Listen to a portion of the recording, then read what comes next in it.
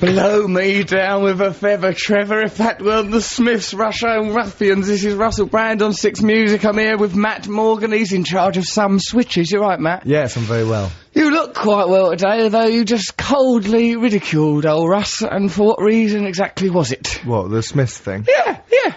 Whenever you sing the Smiths, you look at me and, like, quote the words. And listen to what he's saying now. Listen. This is a good bit. Here's a pithy one-liner from old Morrissey.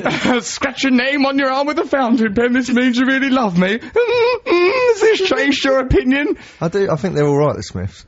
Oh, well, thank you for the glowing endorsement. Someone's having a go at me, sent a letter in saying I shouldn't slag off Morrissey. Yeah, they have. I've got that letter here. It's from good old Michelle, Shelley67, it says in brackets. After hearing Matt Morgan being rather sarcastic about Morrissey yet again recently, they're bored of it, Matt. They're bored of your sarcasm. I don't think they're bored, they're thrilled by it. It's inspired her to write a letter. It's not thrilling, you've upset her. I thought that maybe you should send him on a cultural review here in Manchester. Next week we will be in Manchester, so you'll jolly well do it. And what Matt thinks he's doing is a cultural review next week. He thinks he's found another way of turning cultural review into some pimping session. It wasn't my idea. Let's go on a lock and key blow party. What I'm doing. Oh, I don't know. Is that Matt as well? Right, these are two misbeliefs Matt Morgan has about the cultural review. One is he thinks... say it. No, shut up. Shut up. One thing he thinks... Hey, shut up your face. Why are you talking me that way? You can't even speak the English proper. One thing he thinks is that the cultural review exists only to pull women for him. That's why he suggested... Oh, yeah, that's why I did Pick Me Up magazine last week. You did that? You did Pick Me Up magazine out of laziness. Unless I wanted to sleep with Andy the Rabbit. Andy the Rabbit was in Pick Me Up magazine, and he was being offered as a sex toy by an animal charity. You think that it's there to pick up women, that's why you're trying to go on speed dating, lock and key parties, actually, orgies... Adam, the producer, said to me, orgy... The producer said to me, Matthew, he said to me, Ronnie. Yeah, well, he said, and the other thing... Do you want to go to a speed dating event? Lies! And I said, yes, I will go along in the name of culture. And the other thing... And the reviewing What are you culturally reviewing this week, then? The doctors. Right, that's not a cultural issue, is it? A trip to the doctors? Well, it is, actually. How? Because I will explain why it is. Because I will explain why it is. You are preempting my address. That's the other thing you believe about your cultural review. You believe that your cultural review has all this gravitas and it's like a cliffhanger. Oh, what will the cultural review? Don't spoil the cultural review. It's not Tales of the Unexpected. The listeners. It ain't Roald Dahl. It is. It ain't, Matthew. Nothing ever happens in it. Trevor Locke's here. Cocky Trevor Lockie. Good morning. Yes, Trevor Locke, you're here in the world. Are you alright, darling? Yeah, I'm very well, yeah. Look ever so nice. Oh, bless you, thanks very much. It's lovely to have you there. What you look like has happened is you've found a dog's basket, you've turned it into an outfit, and then put a tie on. Stop it. That's what you look like. No, I don't know like that. What You look like you're dressed in a dog's basket. This is a fine jacket. Made If I saw those clothes... He's looking at his clothes, like he's never examining seen them before. Oh, what is this? This is some sort of jacket. As if you just excavated a tomb and found those clothes in it. If them clothes are found kicked to the side of the road, you wouldn't go, bloody hell, what a find, would you, and pick them up? You'd go, oh, that's the sort of thing you see lying in the street. A tramp's died. A tramp's died. A tramp's shed his skin. Like a python. When Jedi's brand new die. trousers. Yeah, when Jedi's die and their clothes just fall to the floor. Actually, there's other moments when Jedi's die and their clothes don't fall to the floor. What about that bit where he goes, what about when Ben Kenobi goes, if you kill me now, Darth, I'll just come back much more powerful. That's just a way of trying not to get killed, isn't it? Oh, don't kill me, Darth. It'll just, if you kill me now, I'm gonna have a massive set of nuts. I'll be so tough. But the thing is, Darth does kill him. Darth does kill him, yeah. And then he doesn't really get any more powerful. He just turns up as a guy. What does he mean, like Luke gets more powerful? Well, it just means... Doesn't mean anything. Luke's an idiot as well. He ends up getting his hand chopped off. Do not say that Luke is an idiot. I do say. We're talking about magical moments today. That's how we're theming the show. That's the overriding theme. What magical moments have you had in your life? A moment where you thought, oh, the world's magical. Is that It's Matthew's idea. Matt goes, let's call it magical moments. He told us this about 5 seconds ago. So no one else was around when I was coming up with a theme. Don't just, act as if you're some beleaguered housewife and me and Trevor, your wayward son's out glue sniffing while you're making pastry. We carry this operation, Matt. You come in here, put your elbows on some switches once every half hour, thrashing about like a twerp with a xylophone. I'm back in the proper studio and I know my switches this week. You know your switches. Oh, it was hell in Leicester, wasn't it? I mean, I'm not attacking the city of Leicester, but the studio was the colour of a migraine, wasn't it? It was like this big oppressive red walls. No wonder no one does radio from there. They built it for the BBC Asian network, but the BBC Asian network said, F that. They rather broadcast from, where is it, Birmingham or something. It'd be more relaxing if it was on fire. It would be, yeah. Right, okay, we're broadcasting from the Zeebrugge ferry. Welcome to the show. Oh, we're sinking. Yeah, I know, but look at the wallpaper. I mean, it's comparatively quite pleasant. Trevor, you're doing that face you do when I'm saying something that's going to elicit letters. Yes, I am. Okay, I'd like to apologise about saying something like the Zeebrugge ferry, but, you know, it's ages ago now. So, yeah, magic moments when the world seems suddenly magical. Oh, wow. The world is magical, the boundaries, the frontiers. Alright, well, when you said to me, like, 10 seconds ago, could I think of any, all I could really think of is when I used to do a lot of acid. And I used to think... Well, that's not the point. That That's isn't the obviously point. the world You've seems misunderstood magical the when you're point. blinked It does by seem drugs. magical, but also bad to do drugs. Bad to do drugs. So, but like, yeah, when I remember, like, we went to acid and you think, oh my god, everything's an illusion, everything's been a lie. But you do then subsequently think, hey, I bet the guy that wrote that track was on acid. Hey, I bet the guy that did that picture was on acid. I thought that for a very long while. Hey, I bet the guy that designed that railway was on acid. You know what I mean? I just attributed everything to acid. I remember when you used to say, you used to think that there was some sort of meaning behind things that would appear in your vision, like you. What like? He used to always say this to me. He used to go, yeah, I was going along in a car and I saw all these coincidences. I saw all these coincidences, I man. was thinking about this word and then I read it on a poster. Yeah, it was magic. He used to tell me things like that. It's probably true. It happened about 5 times on the way here. I think Things I was God's thinking trying. just appeared. I think I might start a compound in Waco. I think I might start a magical community and start stockpiling weapons. Yeah, I know. I do sometimes think that the universe is trying to tell me stuff. Anyway, Matthew, you've got to go and culturally review this exhibition of photos taken by Stephen Wright of Morrissey and the Smiths at this exhibition. There's an exhibition! Oxymoron! I think a photogenitor took these photographs. So, yeah, next week Why we're do I have to go there? I'm going lock You and ain't key. going lock and speaker. key? I am doing that. You'll take I've Trevor been with you. told. You will take Trevor I with want you to on take that lock Trevor and with key. me. Poor sod that he is. Why don't take me like I'm some shopping. Look at the way you're dressed. You might be wearing a shell suit and chewing your hand. What's wrong with the world? I've made an effort this morning. You can put Trevor in a shopping basket and drag him along. Wheel him along, the poor little sap. I'll take him along. He'll have a little key. He can go around. Lock and key. I bet it's if you take him to a lock and key party, because his say- surname's Lock, everyone go, funny this being a lock and key party, because my name actually is Lock, and you might be the key to my happiness, miss. He'll do that when he then sink to his knees. That's the sort of thing I would say. Sort of thing you'd say as a philosophy graduate. So, right, yeah. So we're in Manchester next week, so if you're doing the Sonic Enigma... Is that your impression of Manchester? Don't do that. Manchester. Don't do that. Noel's coming in here later. So he's not going to take very kindly, is he, to you satirising his beloved Manchester? Satirising. I'm just trying to join in. Manchester. Well, that's how you're going to join in, is it? Don't do that when we're up there.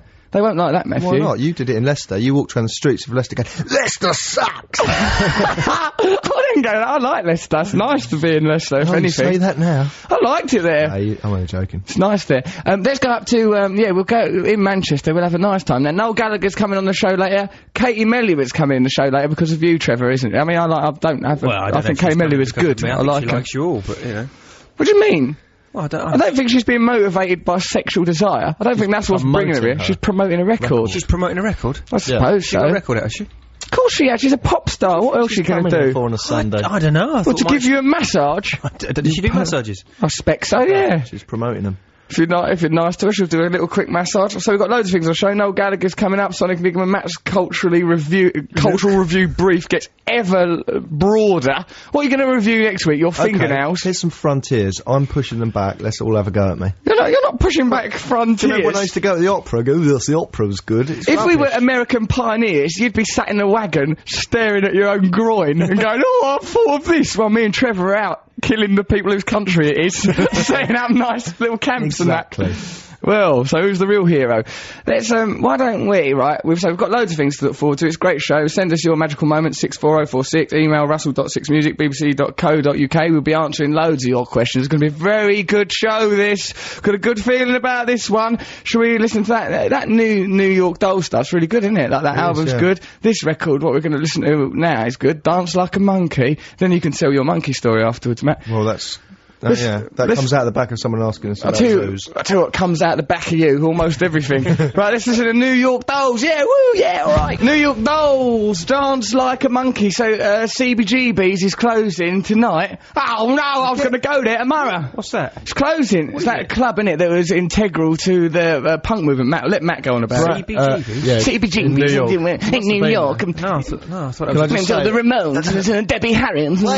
Go on. it's weird you said that, because Brandy, a lady in America, sent me a CBGB's t-shirt. Thank you. You absolute goon, Matthew. That's what passes for jealous. radio, does it? Well, look, you said CBGB's. Yeah, all right.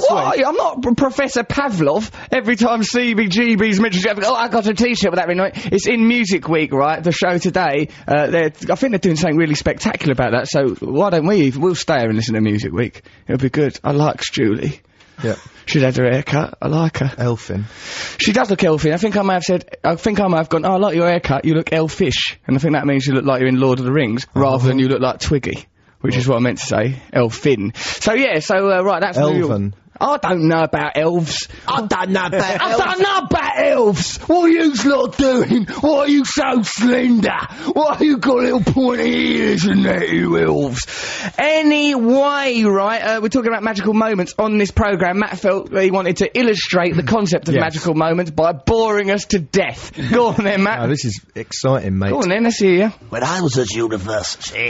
I'm already a bit bored. That's because I did that silly voice. Oh, I see, yes. When I was at university... Exciting. When we were all in the garden one day, it was the summer, and we looked at the back of our house and we went, well, that's your bedroom window, that's the kitchen window. Yeah. What's that window? You found a mysterious extra window? There was more windows on the outside than there were rooms inside. Blimey. So So like a TARDIS or something? it was very odd. illusion? No, and so we went inside, and then we realised there was another room that had been bricked over at the edge of the kitchen, right? Yeah. It used to be an old pantry or larder or whatever those rooms. An old pantry? Shut up. Who don't know about pantries? So what we did was, it hadn't actually been bricked fully up, right? There'd been the cupboards had been put in, and that covered like the entrance to it. Yeah. And we took out one of the sort of shelves of the cupboard and used a bread knife to cut the back off the cupboard. Yes. And you could shut up. This is interesting. And there's a secret little room in there that had been all closed. What's up. in the secret room? It better be good. It better be a corpse in there. It better be Narnia. There was just some plates. Some plates. But that's your magical moment. the It's like the world- Antiques Roadshow. Oh, I found a lovely carriage clock once, and then I looked at the inscription on the back, and it turns out it's from the old days. Oh, shut up. Who cares about your The world carriage clock? seemed magical for a moment. There was an extra window. There was a secret room. Come on, guys. The world is magical. I remember another time I took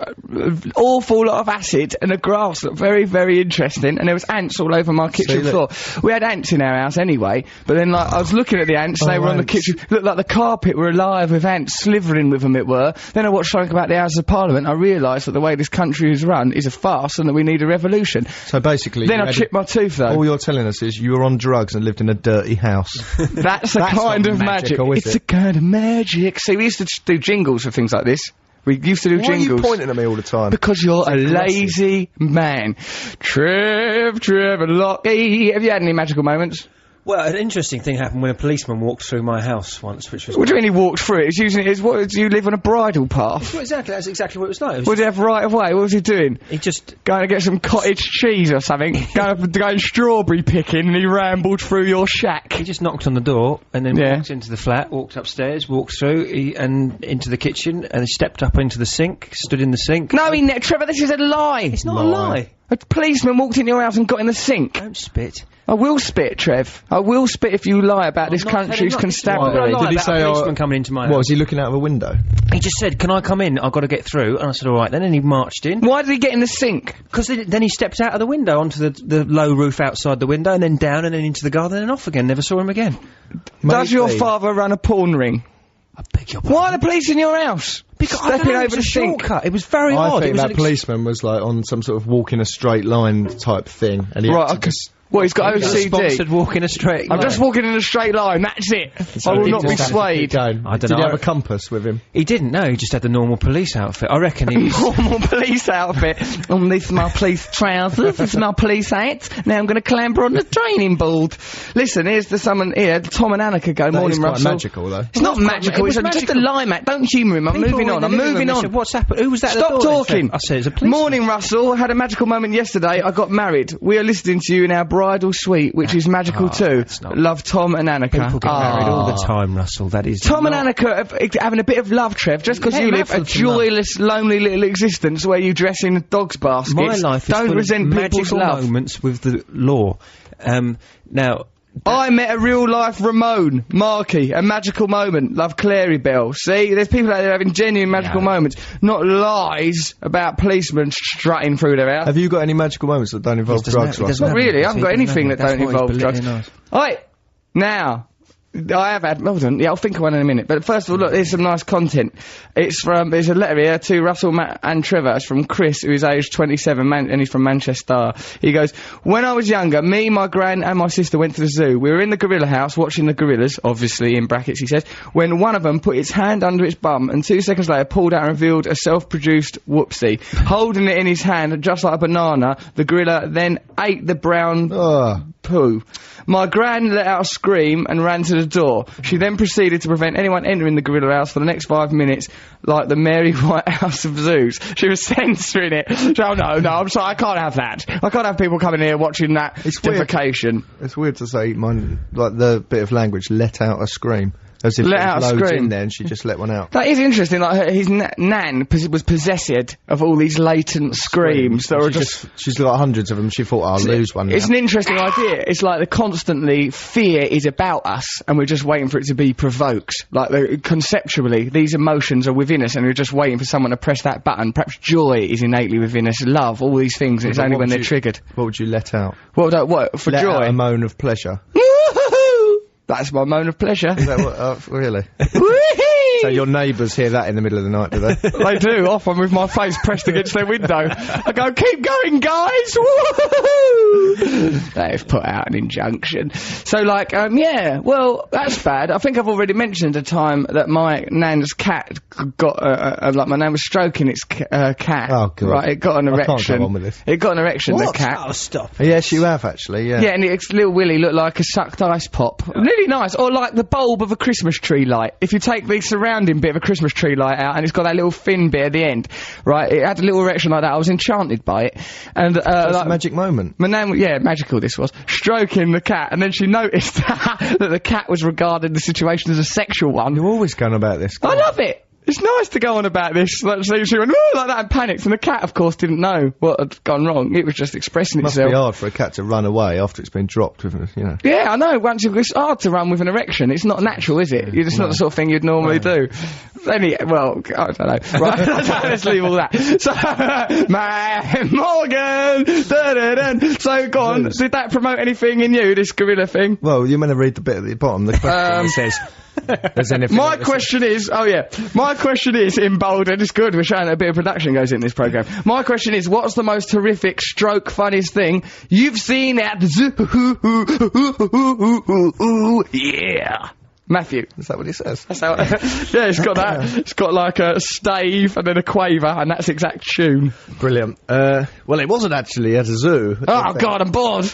I went. This is weird, actually, because Why did this pub It's- have a monkey in a garden? Mark- This story's a lie. there's a pub in Bean, which is a town. Bean? That's a type of food. Oh, nothing makes sense. It's called the Black Horse. No, People that's from Kent will know from a about bank. it. They used to have 2 monkeys in a big cage in the pub garden. What right? type of monkeys? Well, those little monkeys with tails. Like spider Little monkeys. evil ones. Evil ones that betray Indiana Jones. They would normally be wearing a waistcoat of fez. And Yeah. like, they betray Dr. Jones. Yes.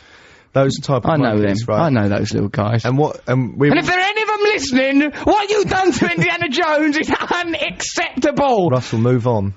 Even though he's just an archaeologist and he shouldn't really be stealing them forgotten treasures, to betray him in that market is repugnant. So you like the bits where Indiana Jones was just a teacher? Yeah, they're my favourite bits. He's just a teacher. I think, oh, he's got, and all the girls fancy him, don't they? Yeah. And he's got that latent sexuality, and you know he's going to go off on a mission. You just know it. I mean, there's sometimes it's too much for even for me to bear. You've got a boring film if you didn't. If he just was a lecturer Yeah. all the time. Anyway, Yeah.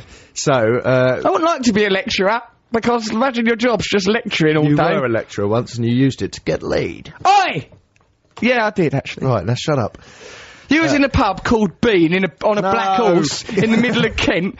There was monkeys in the garden. Telling a story, it's like I don't know. It's difficult. impossible It's really with him, difficult, isn't it? Yeah. Really hard. I'm just trying to be nice.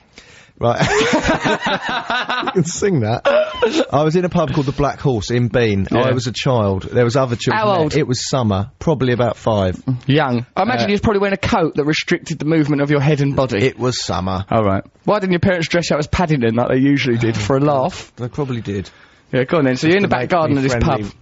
Right, anyway, so they put us all down to watch the monkeys. All go on then, sit down and watch the monkeys. Well, they go inside, give you some crisp and Pepsi. Yeah, no, that's... What other Cokes are available? Ice Pops, whatever they're called. Mr. Freeze, that's just frozen additives. Right, okay. I might as well just give you... Let's play a game, right? Russell bites his finger as long as he can. I'm brilliant at this! I'm brilliant! I've got 3 fingers! Okay, and... They taste weird.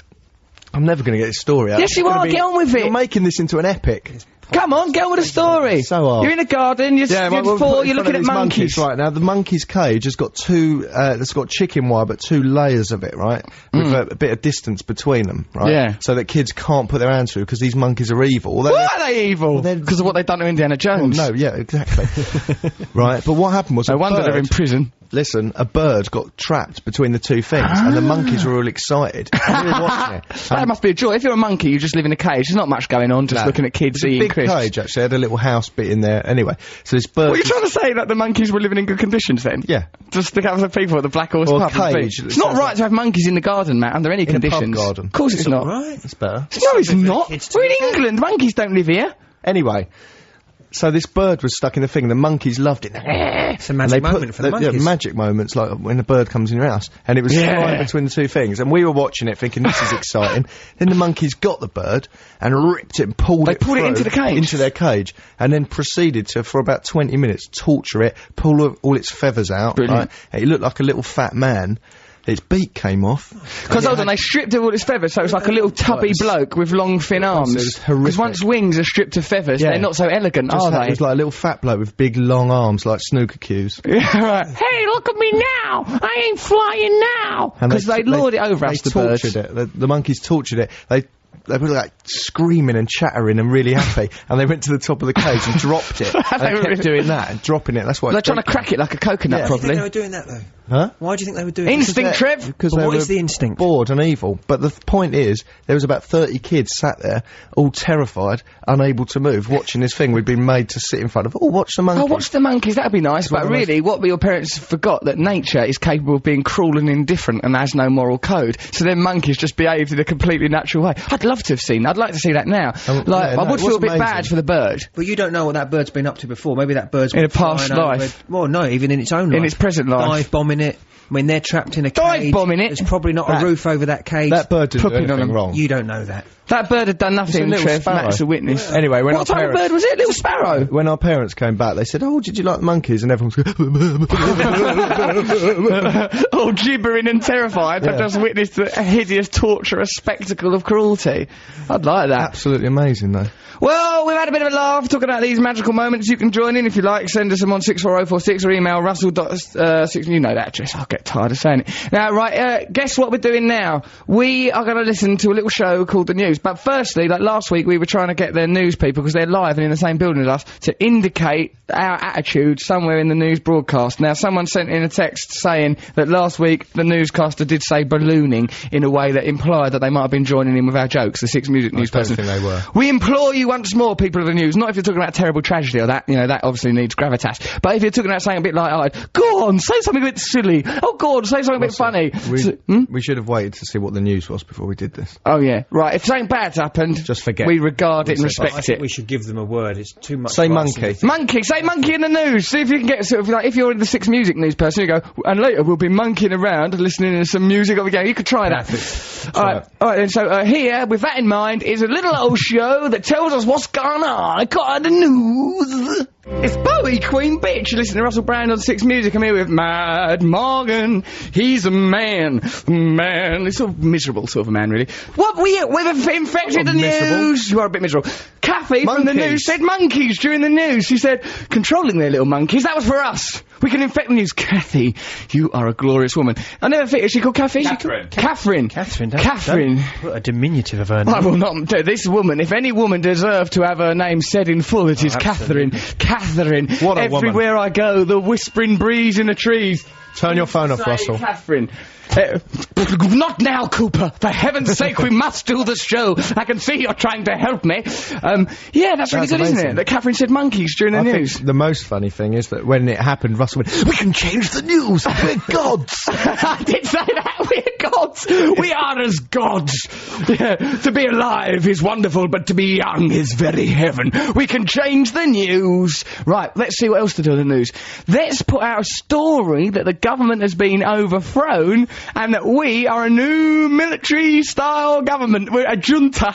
It's our Six Music junta. Right, I'll be Prime Minister. Matt, you can be in charge of cultural affairs. Trevor, you, I'm afraid, are fired and are going to be reduced to sweeping the streets with your own bottom with a toothbrush in it. But it's going to make people happy. That's the make me important happy, thing in the junta. It will make you happy, you dirty little devil. Trevor will do that anyway, regardless of the political situation. What am I again? You're in charge of culture. Ah, yeah, culture secretary. Because, you know, we all have your cultural reviews, you know. yeah. Will you review the doctors? Will you review some sex you tricked a woman into having by coming on a date paid for by Six Music? What will it be this week? We never can My tell. cultural review has never led to sex. Has it not? Not for me, it bloody well, Well, hasn't. I suppose it has, makes me yeah. feel sick. Makes me feel a bit cute. Anyway, I'm doing quite well on my old sex diet, aren't I? Yeah. You know about them. I'm off mic, back on mic. Yeah, so like, I'm like stopped with all the rhubarb over 2 weeks now. I just realised when I was dancing about then that I got much more energy, and that's because I'm not having it awful all the time. Really? Yeah, because I think that's purely because you go to bed, you actually sleep instead of, having it off all night. yeah. It's a shame, really. I mean, I miss some aspects of having it off all the time, but, you know, but it's good, because, do you know what it is? It was nice to be, because I was at that secret policeman's ball last night, right? There's me, Marty Boosh, Eddie Izzard, like, loads of good people, Chevy Chase, Jimmy Fallon off of Saturday Night Live in America, Seth Green, loads of really properly good people, Sarah Silverman, loads of dead good people, right? And, what was good was after I'd done the gig, I weren't prowling around like a sort of leopard man. Hello, you're interesting. Do you want to go on an adventure? Right, get in the bog. You know what I mean? So it's quite nice. It made a change. You know, Well, it's better, you've got a bit of class now, haven't you? it gives me a bit of distance and class, not being a, incessantly out-womanising all the time. Also, you know, I've met someone, it's nice, we're getting on ever so well, it's touching, you know, very sweet. Touching? You're touching. Yeah. A level of touching already. Oh, God. Well, yeah, we do some touching, just, you know, under her ankles. Now, look, but nonetheless, there is in the news of the world today a kiss and tell on old Russ. Model Coralie reveals secrets that prove Russell Brand is the luckiest bloke in Britain. And then there's some little banners. Our sex lasts 12 hours in red. We have 3 in the beds, and I let him cheat. 12 hours? Now, I know that's not true. Well, how do you know it's true? But with you, it's If you'd have had sex for 12 hours, you would have come, you'd have phoned me up and gone, no, guess what? I've done a 12-hour sexathon last night. I've tried to raise money with it or something. Stunning model Coralie Robinson says randy TV star Russell Brand is a kinky sex addict and she loves it. Right, I'm not. It's 2 weeks since I've had it off. The 25-year-old brunette is the first of his legion of lovers to lift the duvet on Life His Girlfriend. I ain't got a legion of lovers. He's not organised into ranks. There's not like a hierarchy. They don't go on expeditions. Well, they do as an erotic and sexual nature. Hang But on a I'll say minute. that's behind me. What? You're just reading this out to make yourself look good. Yeah. Yeah, why not? What am I going to do? Do a radio show where I'm psychologically tortured by a couple of nitwits? No, sirree, Bob. Any legion of lovers, if there were any legions, it'll be of a different variety. So, romps. Anyway, Coralie has been sharing the star's king-size bed on and off for 9 weeks. That's ridiculous. Have you met her? Yeah, I have. I have been having it off with her, but, like, it's all stopped now since this new regime. Of course, absolutely. Romps! Right, and then she goes, the star insists she. Right, and then it does that thing where it bullet points and emboldens. The bullet point and embolden technique of tabloids. Romps! With other women. Dresses as a nurse for sex. Her, not me. Why would I dress as a nurse? It's like, okay, you're right, dear. Do you want me to plump your pillow if you've done a wee? I think you do. Do dress as a nurse. I think you do. Why wouldn't I? I don't dress as a nurse, Matt. I'd just be embarrassed. Pleasures herself with his huge collection of sex toys. I ain't got a huge collection of sex toys. Makes love all night, or at least until he has to go to an Alcoholics Anonymous meeting. Why would you have to pleasure yourself with a huge collection of sex toys? You're like some millionaire sort of weirdo.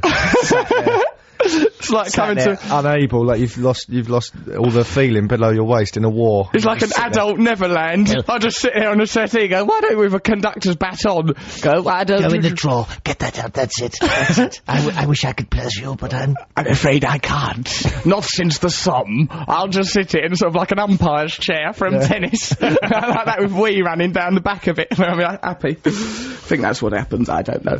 Fortunately, Russell is quite right. So, yeah, there's loads of things in here. I don't know where they... Oh, this is funny. Coralie, who has bedded superstar Robbie Williams and had a threesome with Aussie cricket legend Shane Warne, added... Like, once I went round there and there's so classy, Russ. I know, mate. Yeah, I'll check this out. Yeah, I've done this sort, right? She's also done Robbie and Shane Warne. So I'm in a lush... I like both of those people. I once went... Anyway, Coralie go. Once I went round and there was this girl with massive boobs wearing stockings and suspenders. Russell, you shouldn't put boobs. Morning, you shouldn't put boobs on your stockings. Or stockings on your boobs. They would just look ridiculous. It looked like they had long noses. It make your boobs look like Snoopy. Wind socks. Anyhow, right, come on, this is boring. It's not boring. Join in, get involved. Get involved. That's what I say to the girls. You know, when that to me as well.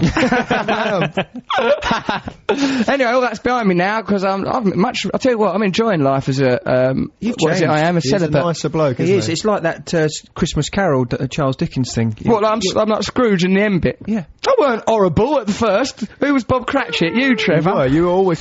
Whenever you talk to him and you're in public, you had one eye over your shoulder looking for women. Absolutely. Really? That's what I was doing. Just had one eye over my shoulder looking for women, folks. Yeah. I'm much better now, and I know I'm focused on my job and my career. Yeah, it's much better. And being kindly to animals and that. Are you? Not really. I just treat them how I feel like it, you know, but normally that is quite nice. I like the little guys. Coralie, pictured far right, fell under Russell's spell after the first of many dates at his posh flat in Hampstead, North London. She said he's a vegan and had prepared really fresh, natural meal, but while eating he said, "Ew, you know what would be really fun if you had lunch in your lingerie?" I was a bit taken aback because I was wearing a nice top and a tartan miniskirt, but I did it as I was told, and I sat there in my red underwear. I'd never been in that situation before, and he said it was unfair that I was... eating your dinner in your underwear? Why, yeah. I've never been in that situation before. It was baffling. Also... Two things. Yeah. You didn't cook. That's a lie. That's a lie. And posh flat. My flat's dull, isn't it? Tawdry. I'm allergic to it. You're allergic to it because of the cat. It's a ridiculous little... It's a worker's cottage. Do you think it's like a worker's cottage? It is Trev? a worker's cottage. That's what it actually is. That is what it is. It's got... You can't be too loud in there because there's a bloke upstairs called Old Knock Knock. He'll knock on the floor. He knocks down, knock, knock, knock. I used to go round his house once, but this was maybe a year ago. Yeah. And he had a rat under the floorboards, you could hear, and a man upstairs who'd knock if you spoke too loud. It was like hell. I was sandwiched by scuttles and knocks. Every direction you listened in. It's a scuttle, it's a knock, we're living in purgatory. What's that? Oh, there's a rat under the floor. What's that? Oh, that's knock knock. You've got to talk quietly. Do talk quietly, you'll upset knock knock. Oh, walk quietly, the rat's sleeping now. Don't disturb Rattykins. But when you had pet rats, he had pet rats, right? They were idiots. Saying he's kind to animals, he had these pet rats and they were allowed to do anything. They had the life of Riley. Once we gave him a Star Wars figure and they ate it within about 2 days. It was the one that Liam Neeson was. That's the one we give him, Obi Can-1 or whatever he was called. It wasn't him. It was him. It was one from the new Star Wars figure. We give him to the rat as a token of affection. They just gnawed it away. Gnawed it away. What were they supposed to do with it? I just thought they might enjoy the company or something, like an effigy. I thought they'd let it ride on their back like a little man on a horse. That'd have been nice, wouldn't it? Because then it could have been like them things in Return of the Jedi, what they do ride about on Earth Empire. Tear a strip of newspaper and dangle it through their cage and they go and take it off you. They were quite funny. But once when he cleaned their cage and we put it outside to be cleaned, then couldn't be bothered. And then they never came back in the house. Right. They lived out there and they lived in their cage still, but they went wild, all their hair grew. I used to think that it was all rained on their cage. I put things over the cage to protect them, tarpaulin and bin bags. Bored of them, put them outside. It's because I had Morrissey the cat had moved in. Had moved in with his little suitcase. Hello, I'm Morrissey the cat. I've come about the spare room. Oh, do come in, sir. I think you'll find it's to your liking. Yeah, so also, not only did they have to fare outside, but they were in a cage, they had a cat constantly pawing at them outside. They turned into sort of castaways, didn't they? They went a bit cast, they went a bit feral, yeah, and when one... Where are they now? Well, alright, there's a story behind that. One were called Shay, one were called Fidel. Shay died. You student. Shay died, right, and then Fidel ate him. He ate his guts out, and they were friends all their lives. So it shows, you know, never trust anyone. Because, like, it died, it ate all its guts out, went in there, all its guts was out, they're eating it. You know, and then I sort of thought, I can't look after this rat after he's done that to his own mate. Well, maybe he wanted it to be eaten. It's like that German fella, he wanted his friend to eat him after he died. Trevor, that man was a pervert. I think if you really think about it, their owner should have fed them. It means his mate died. It's like that film, Alive. Exactly. He had to eat his mate to stay alive. Do you reckon he went through... Oh, I've judged you very badly. You've eaten your friend. He didn't go through some moral quandary. He were in didn't a sit cage. They were in debating, a cage. shall I eat him, shall I not, is it He wrong? would have eaten the nuts, wouldn't he? I ain't giving my nuts to them rats after one of them's ate his mate. They moved out, I put a postcard up in a pet shop, that was the end of those guys. What? I put a postcard up in a pet shop. What's that mean? Wanted home for cannibalistic rat with no regard. That's a lie. I bet he just lifted up the cage. Off you go, Che Guevara. Go to Bolivia! Take the revolution to new frontiers, Shay! So what happened? You just let him out? I didn't let him out, I put a postcard up in a pet shop. What? Saying what? Long-haired, haunted, cannibal rat. Haunted. Rat pervert little Vietnam wants vet. home. Bloke. Its average age is 19. Home wanted. Lives on Star Wars figures and air. As long as you've got some stormtroopers, he'll be no bother. Don't give him Yoda, he'll be up all night, it gives him nightmares. Yeah, I mean, you know, some would say that rat was maltreated, but those people are fools, Matt You're a Morgan. terrible owner of animals. Oi! Morrissey's not very well, right? And he's got a bucket on his head. He's got I took that off him. He never, when he has children, they're gonna be fat little children who are allowed whatever they want. Because that cat just said, oh, I don't like this bucket on my head. He shouldn't have a bucket on his head, he's Why has he humiliated. got a bucket He on his lacerated his paw, I had to take him down to the vets, or someone had to take him. bandage his paw, don't put a 500 bucket on quid. I didn't put a bucket on his head. The vet sewed him up, and then they put sort of one of them stupid embarrassing lampshades on his head so he Oh, can't I gnaw the see, stitches yeah, out. yeah. He was embarrassed by it. He didn't like it. You could see he was embarrassed. I goes, I'm not having that. I took it off him. What an idiot, that's there. And now he's gnawing his paw. No, he don't mind. He's just trotting about living his life, isn't he? I don't like giving him them pills either. He don't like those. I'm a bit weak-willed. That's what an idiot would think. Oi! You have to hold his head. and I've done force some exams! Force a pill into the cat's You mouth. stroke their little thing in. He didn't like that either. He didn't like those things. Stroke Yeah, their but they're chin. good for him, so you have to give them to him. Tough love, mate. Tough love? That's the sort of thing you'd do in a club wearing lederhosen. I'm not getting involved That's in none like of your that. children will go, Daddy, I'm scared to do my cycling proficiency. Don't and do instead it of then. going, just do it, it'll be alright. You'll go, don't do it then. Come with me, stay at home with Daddy. I don't say that. They can do what they want. I want my children to be happy, They'll but very poorly balanced. They'll eat whatever they want. They'll be chubby little cowards. No, I won't. I'm just going to give them organic food. I've already decided. Come on, let's Just gonna give him organic food. Yeah, just give them some organic food. So like we've controlled the news now. I think that's really good. We can control it. Like, not that we can control it. Let's not pretend that we're like, it's like Clash of the Titans, because otherwise they might not do it again. But Catherine, I'd like to thank you for saying monkey during the news.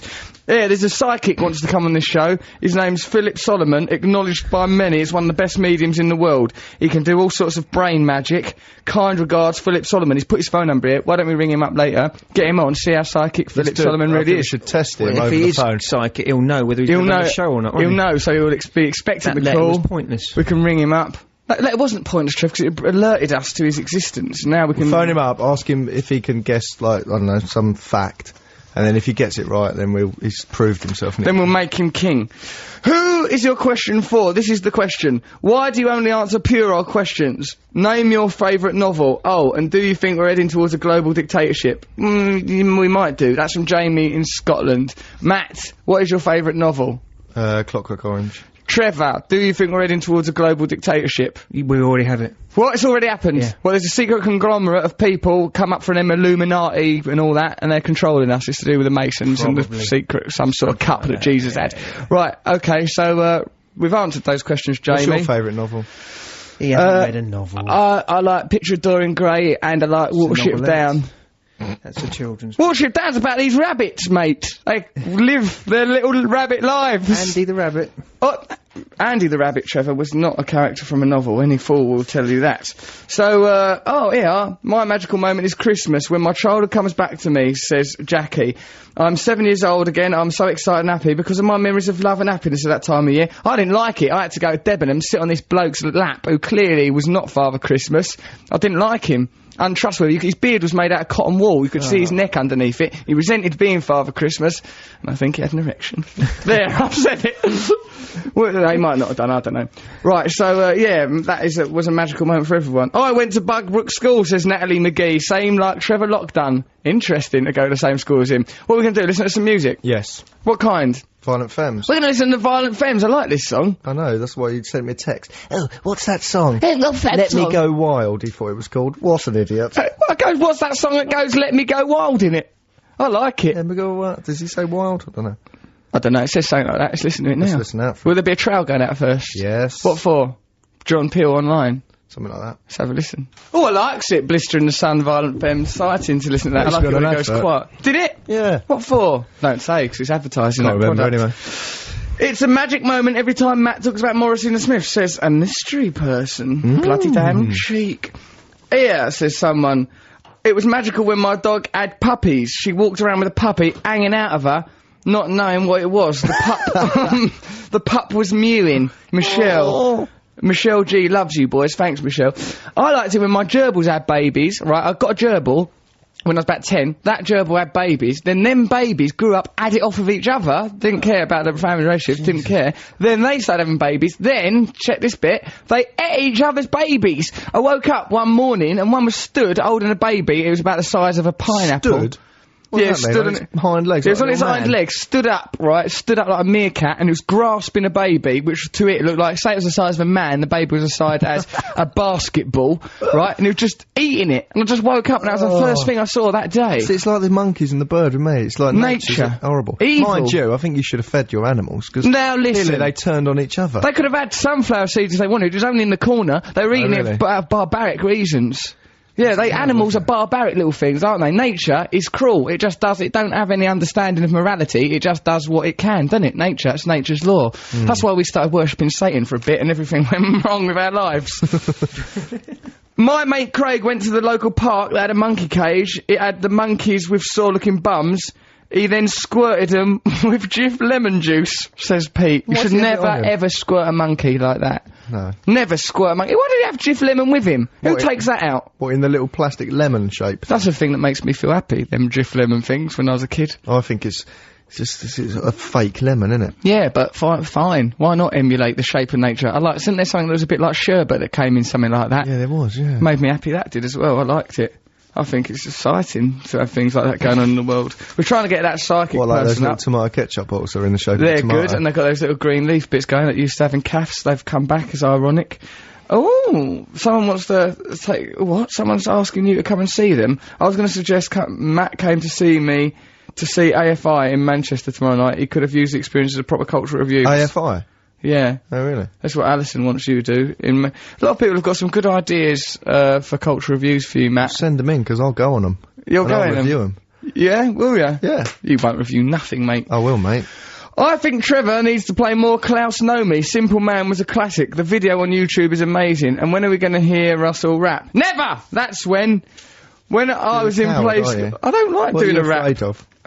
It's just funny, isn't it? My magical moment, says Brendan, happened a few years ago. I used to regularly get up at 5 AM on Saturdays, cycle up Thames Path to Kingston. It was lovely. It took me past Hampton Court Palace, this ride. It was really early, there was a mist everywhere, but Hampton Court, this mist was really thick and flying over the wall to a riverbank. It was really silent and felt a bit supernatural. I stopped my bike for a bit, and I think I said something like, wow. I nearly fell off my bike when I heard this fisherman break the eerie silence with, alright, mate. Yeah, right. Something happened to me. I was in Thailand. I went on this, like, mystical journey. Like, I went all through, like, for ages and ages. ages we were travelling. No, it's barley. And I went for all these, went for all these tiered rice fields, like a wedding cake made out of grass, all beautiful tiered thing. Right, then went along through all this volcanic rock, right, and then it was going for ages and ages, miles and miles through civilization, past all the shacks, ended up in this quiet, blissful paradise place. There was no one there. It was all beautiful and that, right, and then I saw this sort of lone man. I think he was walking a donkey or something. No, it's just genuine. He had, like, he was walking a donkey, just a lone sort of peasant fella. Like, you had the sense that we were only two. Walk donkeys. They was that donkey. It was a working horse. That donkey needed to unwind, Matt. That was awful. Take the donkey for a walk. Go on, take it out, poor thing. It looks pretty peeved about something. Right, anyway, it was this blissful panoramic place, nothing about, like we were the only two humans alive. And I sort of went, ooh, and he went, F off! I didn't even know what F off meant. Really? He was like, yeah. What, in Balinese type? No, in Balinese accent, but he said it, he committed to it, he really said it quite loudly. It's magical in its way. So, right, later on we've got Katie Melly, we're coming in here, we've got Sonic Enigma, we've got Matt's Culture Review, G's gonna do a poem, should be a lovely little programme. So, should we listen to the record, or do you want to talk about someone here says, Amber from behind you. Amber from behind you. We were talking about children earlier. If you ever had kids, what would you call them? What would you call your children then? I don't know, I'm asking you. Right. I think Fabrizio, Giacomo, little Italian names like that. It'd be good to have them called things like that. Why? Hey, Fabrizio. Sounds funny, doesn't it? Yeah, that's a good reason to call a kid a name. It sounds funny. You were going to call your autobiography your Bookie Wook. I'm gonna. Bookie Wookie. Bookie Wookie. My Bookie Wookie. By Russell. So what would you call your kids? My Kiddie Widdy. My Kiddie Widdy. Oh, Kiddie Widdy, you little nit. Stay away from that plug, unless you want to play with it, in which case, carry on. I can't stop people doing what they want to do. It's natural law. Yeah, I would call it my Kiddie... Or Herbert. Herbert's a good name. No, call it Herbert. Don't actually christen it Herbert. Herbert? No, Herbert the baby. All right, Herbert. Herbert the baby. Herbert the baby's in there. He shat itself. Don't know what's that about. It stinks, love. Go on, have a word with him, will ya? I don't know, sure he's crying and that. It's very childish, this person that's crawled out of you. I don't know what it wants. It's to contribute very little to domestic affairs. Call Herbert. it... but the Herbertina the baby girl, or Kiddywid works for either gender, so that's why that's a very attractive don't name. ever have children, though. Why? I can have a couple, can't I?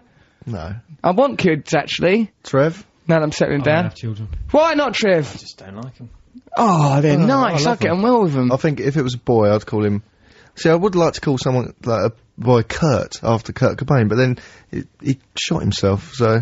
Well, that don't mean that it's a legacy it's because he had a hard life and he was depressed and everything. Yeah, well then if I called my son Kurt, then he'd, you know... Well, you think it's a legacy of potential darkness? Why am I called Kurt, Dad? And I go, see this bloke? He blew his head off. Yeah, don't tell him that bit till he's old enough to cope. Waldheim, that, Nazi. Tell him it's about Kurt Waldheim, the Nazi. Okay. So, I've named you after one of my favourite Nazis, who could just have easily have been called Adolf, the baby. You can call a baby anything, that's funny, isn't it? It's funny that you've got that sort of power over it. Because in France, you have to sort of stick to the Christian names. Yeah. What do you mean? It has to be Christian? You have to go Pierre or Marcel. You don't celebrate your birthday as such, you celebrate your name day. So that's ridiculous. Makes people stick to the religious names. Who are these French to come over here telling us what we can and can't call our kids? But they might, Matt. In France. It might be the next step. Who are these French to swagger across the channel, walking across it, which is an insult to Jesus, get it and undermining what William's done, turn up here and say, right, you call your one Pedro, you call yours Pablo, you call yours Gypsy. They ain't got the right to make us name our kids. Let's stamp it out on 640. Let's start a campaign to stop something that's not even happening, and then when it continues not to happen, we'll claim that we were instigators. Yeah! Yeah? What an idiot.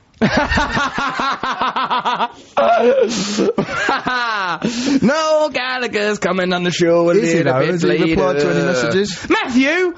What on earth are you throwing eggs at children out of your window? I've had a complaint from the council. No, you haven't. I told you about it. Alright, either way, we're into the story. Now, what happened? There's about 30 yobbos in a gang. Yobbos? Yeah, with all their hoods up on their little bikes. What do they have? Hoods on their bikes? That's ridiculous. It'll get in the handlebars. 3 kids to a bike.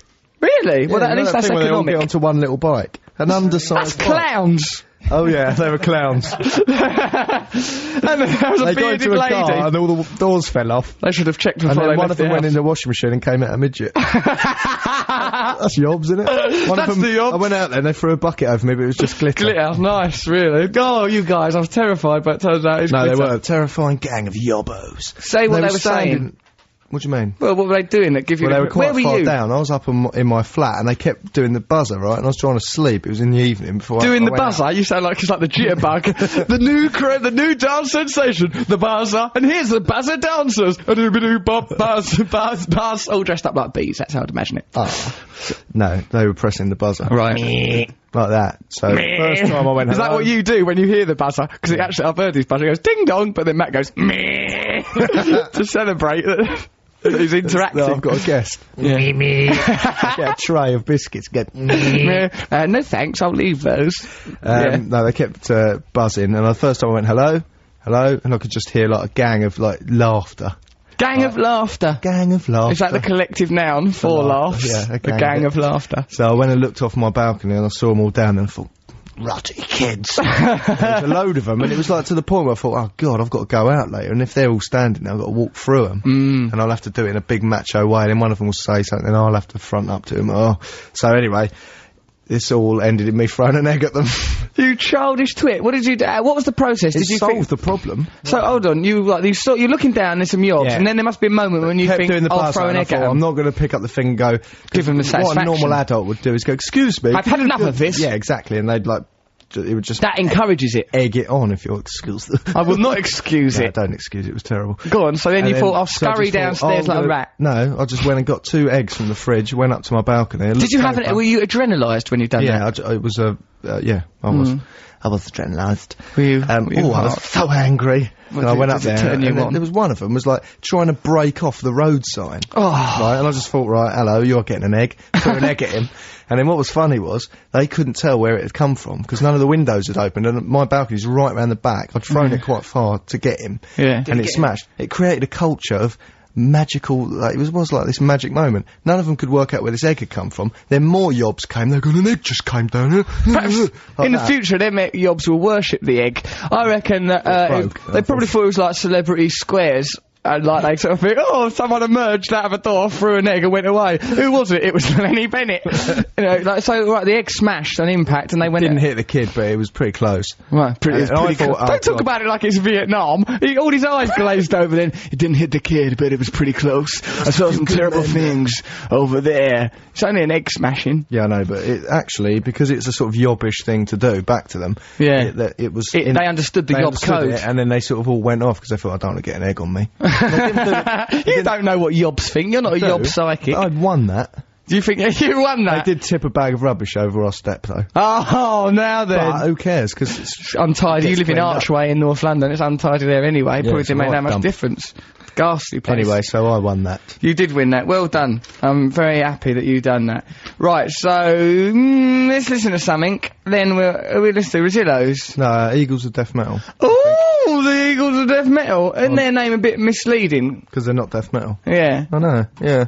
Why do they call themselves that? Don't know. Let's have a listen and we'll work it out by the end of the song. All sorts of great things coming up, Sonic Enigma. You can join in, tell us about your magic moments. I've left them on the desk or something. I'll go and get them All ones off the sorts of desk. great things, the Sonic Enigma. All sorts of great things are coming up. Sonic Enigma, Matt's Is it a good cultural one this week, review. Trev? It's terrible. It was What? actually a good one last week. And Was it? We ripped old Well, Trev. the but it was winners are good. here. Amy is here with her friends. They'll be coming in a minute. G's here with his poem. Luke, friend of the show, Luke's actually come in here. Hello, Luke. He's a lovely little lad. He's only 17. Matt, to think that you were going to beat him up, you horrible little twit. I was. I would said have nearly you- thrown an egg at him. You goes, I'm going to beat him up because he said something like Matt's a nerd or something. I go, he's 17 years old, you I silly didn't sod. realise, and anyway, I was only joking.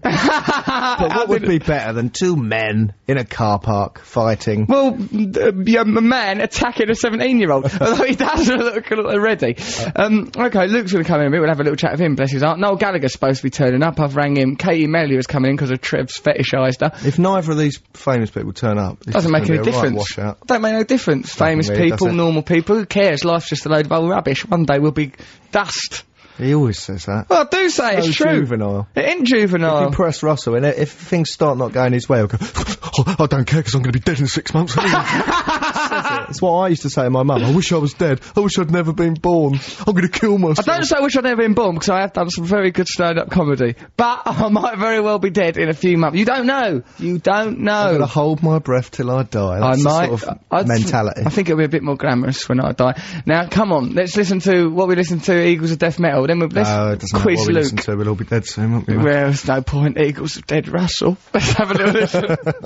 Them's the Eagles of Death Metal. That's Cherry Cola. They're on about. You listen to Russell Brand on 6 Music. Trevor's chewing his microphone, the poor sod. You alright, Matt? Yes. So, this is Tara. She goes, I'm enjoying listening to your show this morning. I know you mentioned the Church of Brand last week. That's some girls, they've started up a church for me.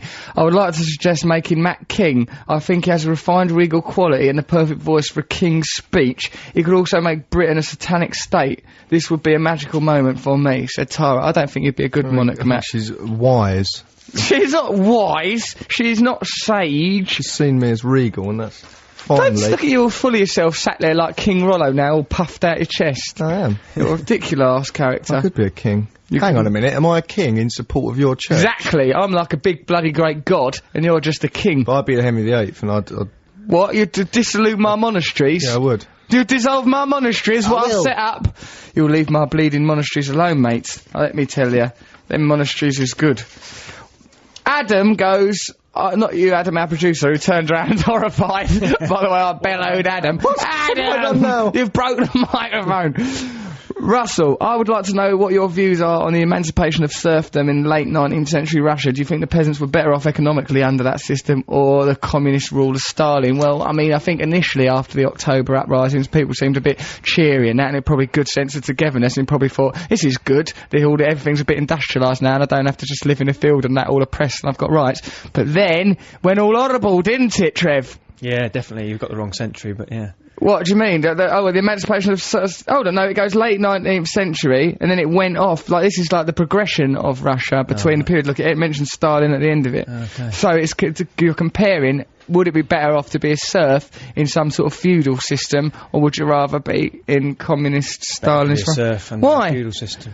Why? You know your place, you get your food, everything's normal. Communism was rubbish. It killed Russia, communism, didn't it? Did it? Russia ended in 1917. I like a lot of the Russia's imagery. a big place. It's too hard to uphold something like that in such a big place. You could have a communist little village, though. Alright then, perhaps we will start a communist little village. I don't want to be in a communist... You're coming to that communist village, young man, and you'll be bloody grateful that I took you. It wouldn't be very communist if you're in charge of it, would it? Yes! It'd be very communist. Everyone would be allowed to do what I want.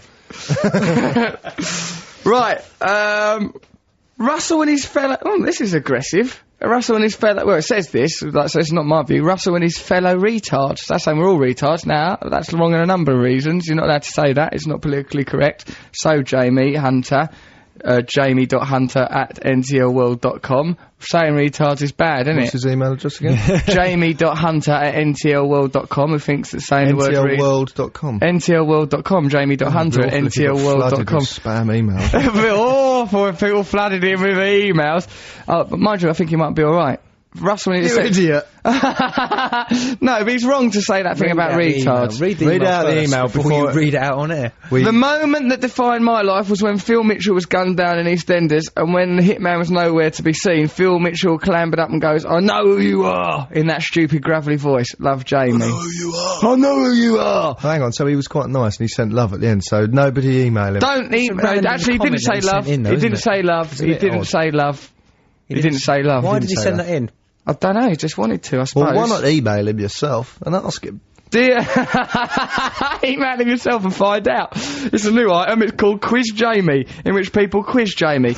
Hey Russ, Trevor and Matt, can I win the Sonic Enigma? I come from Manchester, so it'd be convenient. Yeah. Daniel from Manchester. Okay. Try and win it. Trev, do it now. Go on then, do a Sonic Enigma. Daniel's won it. Do it first. What do you mean, do it? Do a Sonic Enigma. I've done it. Oh, we've done it. It's a pre-recorded one. Do that now, don't Or we? are we going to switch the cultural review round? Matt, do a cultural review then. No. You can't, what are you? What a belligerent little swine you've become. Point your pen at me and go, Matt, do a cultural review. Do it, review culture! Review it! Do you want me to do it now? Yeah, review culture. We're reversing the order because Matt's culture review gets shunted towards the end. He's hurt about it. He goes, well, but can my cultural review be earlier in the show? Because nobody listens to what I feel about culture. I've got some really interesting views on it. Go on then, what do you think about culture this week? Right, I'll do a jingle. Trev, join in. Matt's cultural review. Yeah. Oh, I could have done a rap. Right, I just weren't in the mood. Cultural review by old Matt, where he just says something he's done anyway and claims it's cultural review. Yeah, well, that's changing when I go speed dating next week. That's not culture. That is culture, you fool. It's you trying to pick up birds. Right, this is my cultural review. If you have it off with anyone from that speed dating, I will broadcast it to the nation. Well, I won't tell you, will I? Right, I'm going to have someone follow you. It only costs 50 quid. Me and Trevor are going together. Fuck both of you. That's 250 quid. You're an idiot for letting people know, because now we're not anonymous there. Someone might know. We don't know what speed dating. You will be anonymous. They'll just think you're a couple of normal perverts that go speed dating. It ain't speed dating anyway. It's lock and key party. Yeah. Actually, it's lock and key party. You're just jealous. That's a better class of lonely person. Because if you turned up, no one would go to you, oh, hello, and what do you do? They'd go, oh, it's you, out of the newspapers. Dirty little Dinkelmeister. I would be welcomed like a conquering hero. Like when Robin Hood come back from the Crusades if I went speed dating. All the women go, padlock? No, I haven't got one actually. No, I'm just a cleaner. Bye. Here's my key. You'd have to have a huge big golden key. I'd have a big gold key like the mayor of speed dating. Anyway, listen, you lot. Right, this is my cultural review now. Go on in, review it. Well, shut up then. I'd like to hear you review culture. I thought something wrong with my heart. There's something wrong with it. It's made out of granite, you cold-hearted little prat. Right, and it kept doing funny things. It kept, like, it had arrhythmia. It kept beating out of time. It was doing weird things. You are a hypochondriac. Every week he's got a different illness. I told Russell about it. He goes, no, you're right. Go and see my doctor, right, on Harley Street. I've been to her once before. He told me it was 80 quid to go and see her, right, which is all right. I thought, that's a lot of money, but I'll get this sorted out. When I got there, right... Yeah. She said to me, I told her about it, and she basically now, looking back, her eyes lit up with pound signs. She said to me, well, if you're worried about your heart, she goes, there's nothing wrong with it probably, but why don't you do a ECG? Which is what the Russian done in Rocky 4, where he runs along with all them pads on. Electrocardiograph. So no, I think people know it as Rocky 4, Matt, where you run along and you're training, and Rocky is just doing it in the snow. The doctor said to me, and he's still an idea. I got it from Rocky 4. I saw Rocky 4 and I got all the kit. So I saw Rocky 4 and I was inspired to buy this machine. There's no easy way out, there's no shortcut home. Giving in can be wrong. Now, a lot of people use a method where they chop up logs and run in the snow, but I insist that we put these pads on you and register your running and that. And then she compares my results to Rocky 4's and says, you're fitter than Rocky 4. Rocky 4, compared to you, is a blundering imbecile, what can hardly speak, whereas you are an inhumane sort of robot man. No, anyway, right, so I had to run on this thing, and because I'm young and fit, it took ages to get up to the heart rate where your heart's really... Because I'm young and fit? Well, I am. You swaggering Lothario. Well, you see the results, mate. They might as well have given me a special certificate and a badge. Matthew, I've seen those results, and if those results were handed to me by some wheezing geriatric, I'd go, bloody hell, mate, give up the fags. I don't smoke. Anyway, right, so she gave me an ECG, and then she said, oh, do you want to do a blood test as well for, in case, because I... What? In case what? Well, no. In case what? Why didn't you blood test it? Right, so your lifestyle. She said, I'll do a blood test. What for? What you testing your blood for, Matt? For cholesterol and everything. For cholesterol? You don't get cholesterol off prostitutes. I've never said a prostitute, idiot. I'm not you. Listen, right, and then she said, yeah, but that's the thing. Doctor, she said to me, I'm worried I caught cholesterol. How do you do that? Having it off at a bus stop. Russell, you're veering into dangerous territory, aren't you, here? Because I'm armed with information about you. You don't know nothing about me. I do. I would not gladly tell anyone. I do. The doctor told me, in a relationship. She said, how near have you sat to Russell recently? Because this might push you into the high risk category. You might as well sitting near Russell is like going on holiday to Rio de Janeiro with Larry Grayson and Freddie Mercury. It's the same risk category. Okay. Whoa there. Hello. So I did all these tests, and then she goes, oh, do you want an STD test? I said, yeah, go on then, because she took my blood anyway. Yeah. So I said, I did that, the horrible scrape thing. Oh, the scrape. None of us enjoy the old scrape down so I did that. So there was a few tests, And then, so she kicked me out and she said, oh yeah. Kicks you out? Yeah, alright, I'll give you the test results tomorrow. And I thought, 80 quid, that's alright. At least I've got it sorted out. There's nothing wrong with my heart. She said it's probably muscular, right? I've got muscular pain in my chest, yes. Then, I get a piece of paper, 650 quid that cost me. Can you believe it? Matt, you cannot put a price on your health. I nearly had a heart attack reading it. Big massive wad. I've got no STDs, by the way. Nothing. Never had anything. Nor have I. Not anymore. Listen, sunshine. That's what I'm talking about. I'm clean as a whistle, sharp as a thistle. Good old Russ in a relationship. Yeah, he's only got things that they don't quite know what they are yet. There's still a team. I'm pushing back for frontiers. It'll be called brand syndrome. I've got me new viruses, new and baffling diseases. So anyway, I'm completely healthy. I'm completely healthy. I've got a girlfriend, you pervert. I know. 650 quid. You almost want to have something wrong with you for that. Yeah, no, it's worth it. Well, let me tell you this. If she was to do a psychological test, you'd be in there months, you poor sod. That's good. Hypochondria. So anyway, Russell kindly agreed to pay it. What? No, I never. Sort of. I didn't agree to pay for your stupid hypochondria. Alright, I'll pay for it if you like. No, you won't. Dear lovely lads. But anyway, that's my cultural review. Clap it. Oh, that weren't a culture review. That's just a man going on about the doctor. So go on then, in conclusion. In conclusion, if you're going to go to an NHS doctor and you might have to wait 2 days and you have to sit in a waiting room, you don't get given a cup of tea. And you might get MRSA or whatever that thing is. You might get MRSA, but basically, do that. Don't go private. Don't go to posh doctors. It's a rip-off. Russell doesn't even realise this because he thinks it's 80 quid a go. It's 150 quid just to walk through the door, mate. Is it? You're getting ripped off. It don't matter, does it? You really? go down there. Money. You go down there about 4 times a week. I like it down there. It's a nice atmosphere. You You know get how a much cup you're of tea. paying for it, though? No. She's laughing. What? Laughing at me, a comedian? Yeah. I won't stand for it. We'll march in there, kick her windows in. You've got nothing wrong with you. You keep going down there just for a chat. It's costing you a lot of money. It's a good point you're making, Matt. I've learned something from your culture review, and that is that you are a waste of everyone's time and money. Shut up. You are, though. I'm sure going on about things. So, alright. My mum's gone and seen a film. She'll do a cultural review. Well, that was a cultural review. It's the culture of, doctors paying for healthcare, which we shouldn't have to do. Yeah, alright. Fair enough. Good cultural review. We can back reference it over the course of the show. Next week I'll be talking about a lock and key party, which I attended with Trevor. You are not going on a lock and key party. I'm sending detectives. You're just jealous. I'm not jealous. I've got a girlfriend. I'm very happy in my new settled life. No, I don't mean of that, just because of the anonymity which we can enjoy.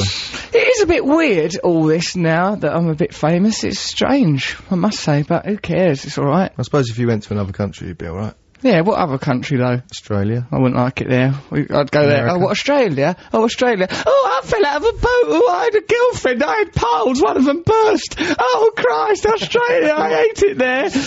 Who's that impression of? I didn't have piles anyway. I had a perianal hematoma. He knows that impressions of him.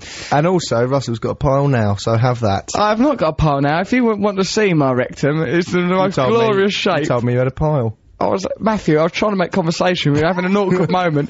If Matthew was going listing all these various ailments, trying to get down the doctors to spend another grand because he coughed once. Anyway, you got asthma.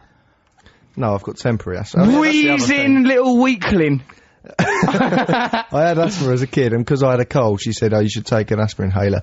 But she said, "You've got allergic asthma." Look, put a record on, you lunatics. Then we'll do Trevor's Sonic. Because you've got a pile. I ain't got a pile. That's why you have to do the show standing up. I ain't got piles. I've got a really nice little bumhole. It's lovely. It's not. It's nice. Do you want me? I'll get it out. I don't want to see it. Well, don't drag this show into the gutter then. Were you trying to say I'm a wheezing little asthmatic? You are wheezing. It's like doing a radio show with John Merrick. Oh, I've done a cultural review. It's very kind of you.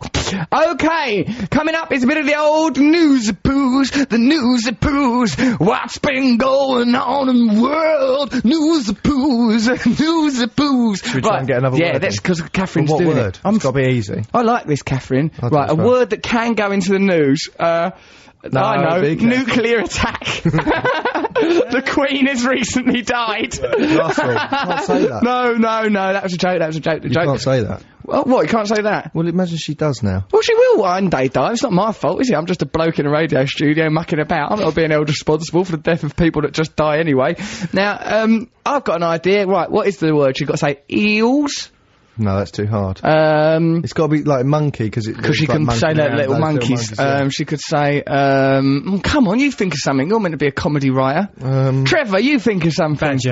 Badger. That's too hard. Oh, yeah, 'cause you no, can use it as a badger verb. She can use it as a verb or Badgering. something. Come on, No, Catherine. that's quite difficult, though. They've been badgering them for several months now to pay for that earthquake. That's too easy, surely. No, it's good. It'll be it's exciting. good. Imagine the moment when we hear Badger. We will be as gods, I tell you. Gods on earth. Not gods, but Englishmen, which is the next best thing, as they say in Rudyard Kipling's The Man Who Would Be King. So, yeah, after that, let's talk about poetry and stuff. Let's elevate people. We're in a position where we could talk about whatever we want. And what do we talk about? Piles that I haven't got. Asthma that you wish you had. Trevor, what's wrong with you? Trevor comes in here dressed like a sort of a male version of a bag lady.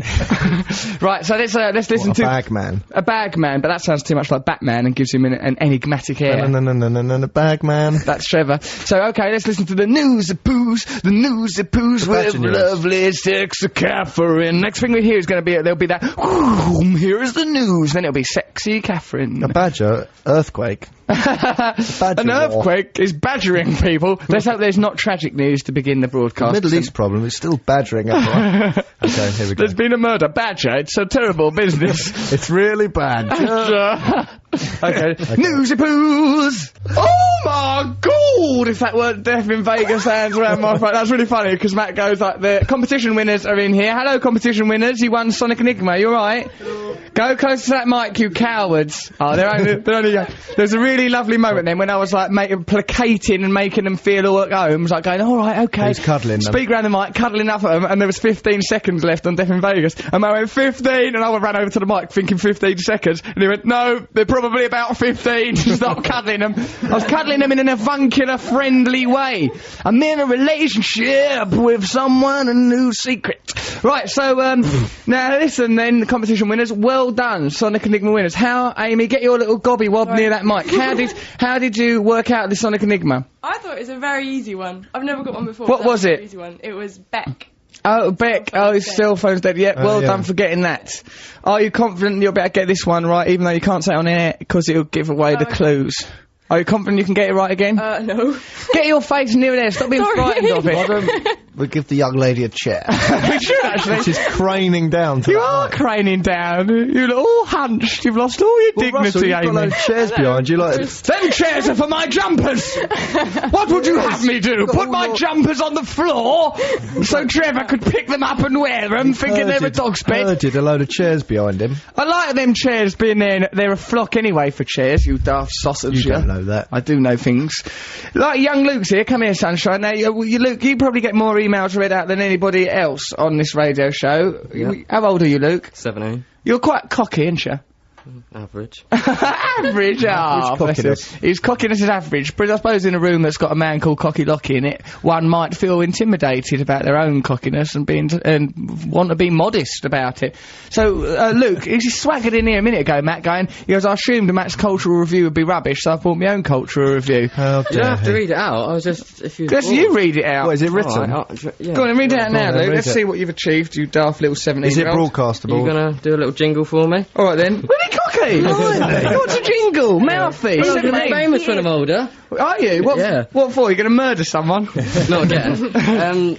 Right. Quite clever. Do you want a jingle? Right, let's do it. Luke's Cultural Review, yeah. He's an arrogant 17-year-old pig. When he's not here, he's at home fiddling with himself or glue sniffing. Life and the viciousness of existence will torture that out of him.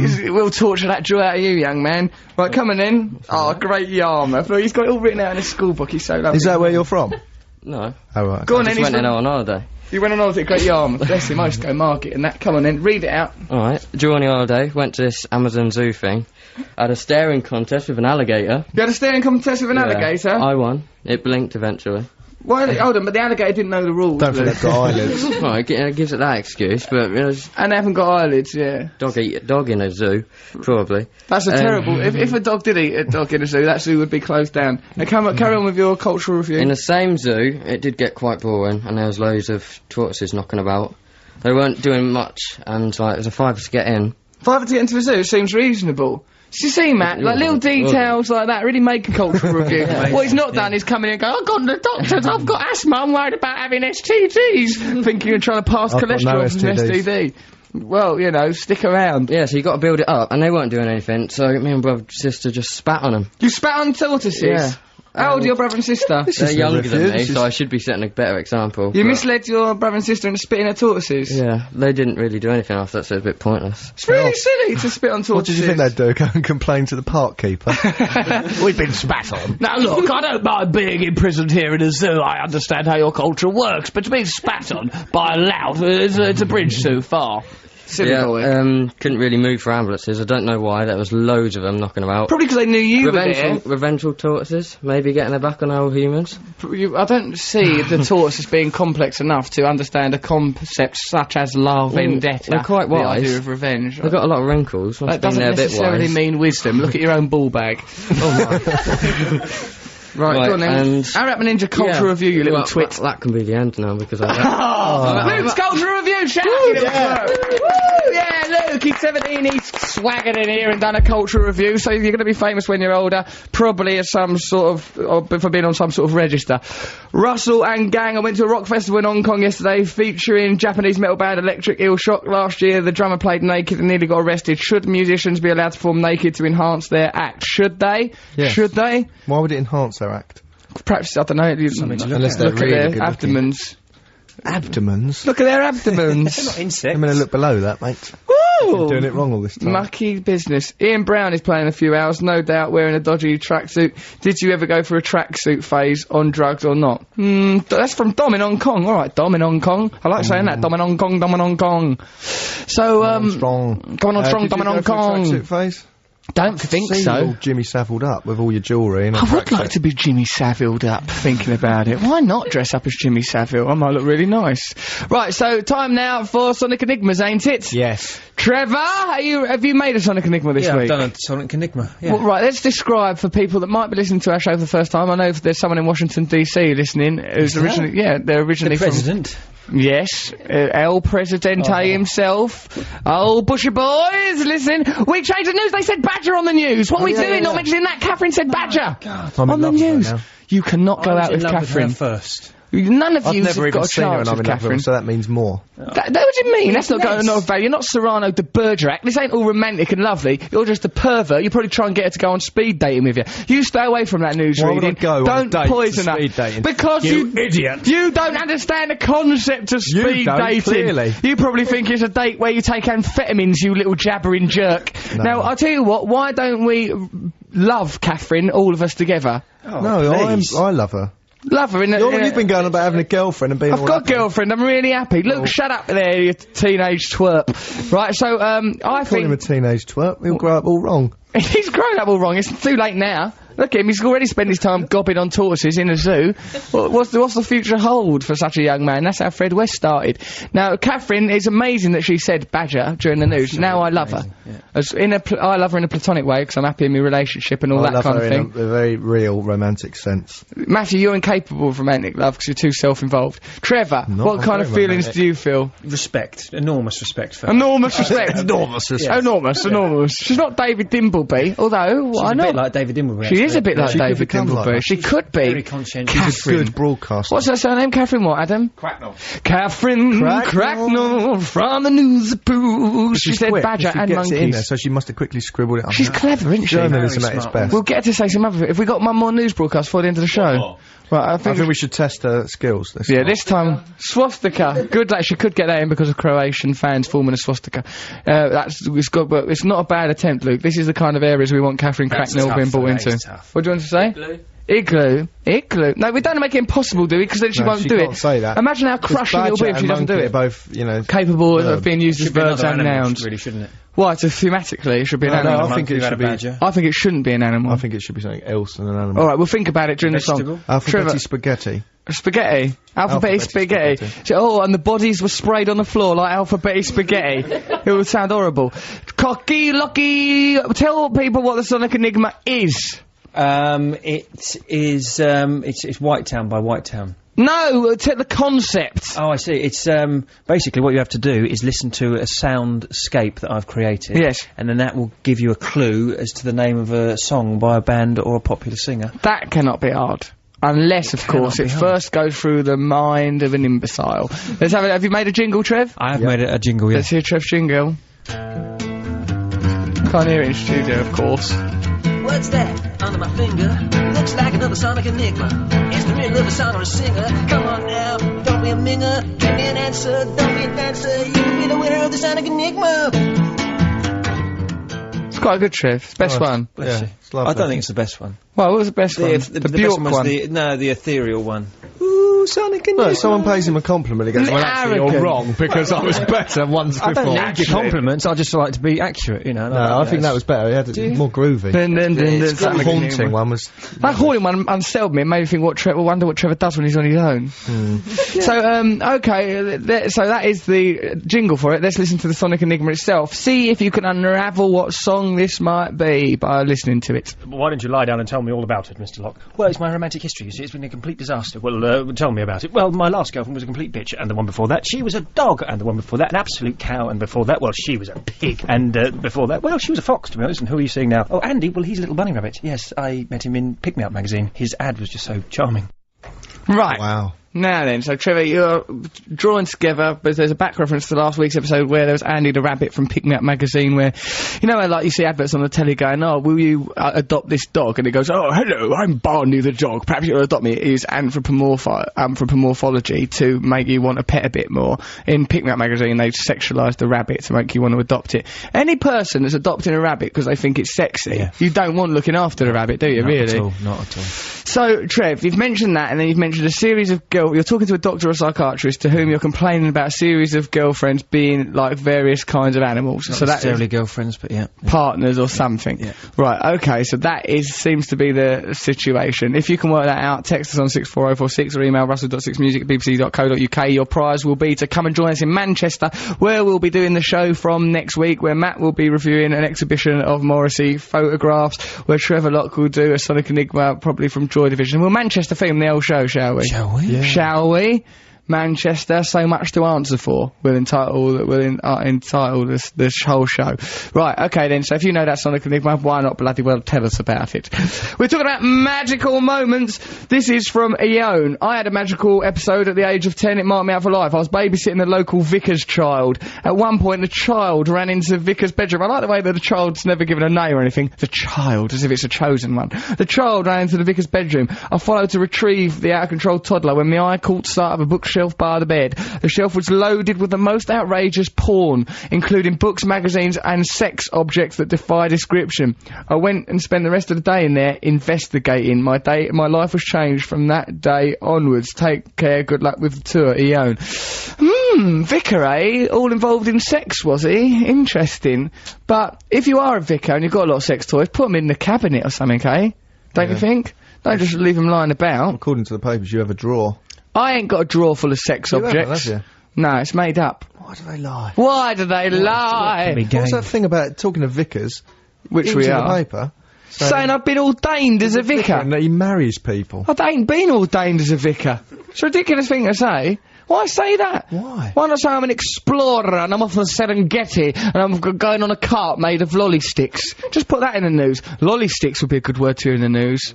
I'd love to hear lolly sticks. Very difficult. Clock parts! Difficult. Clock parts!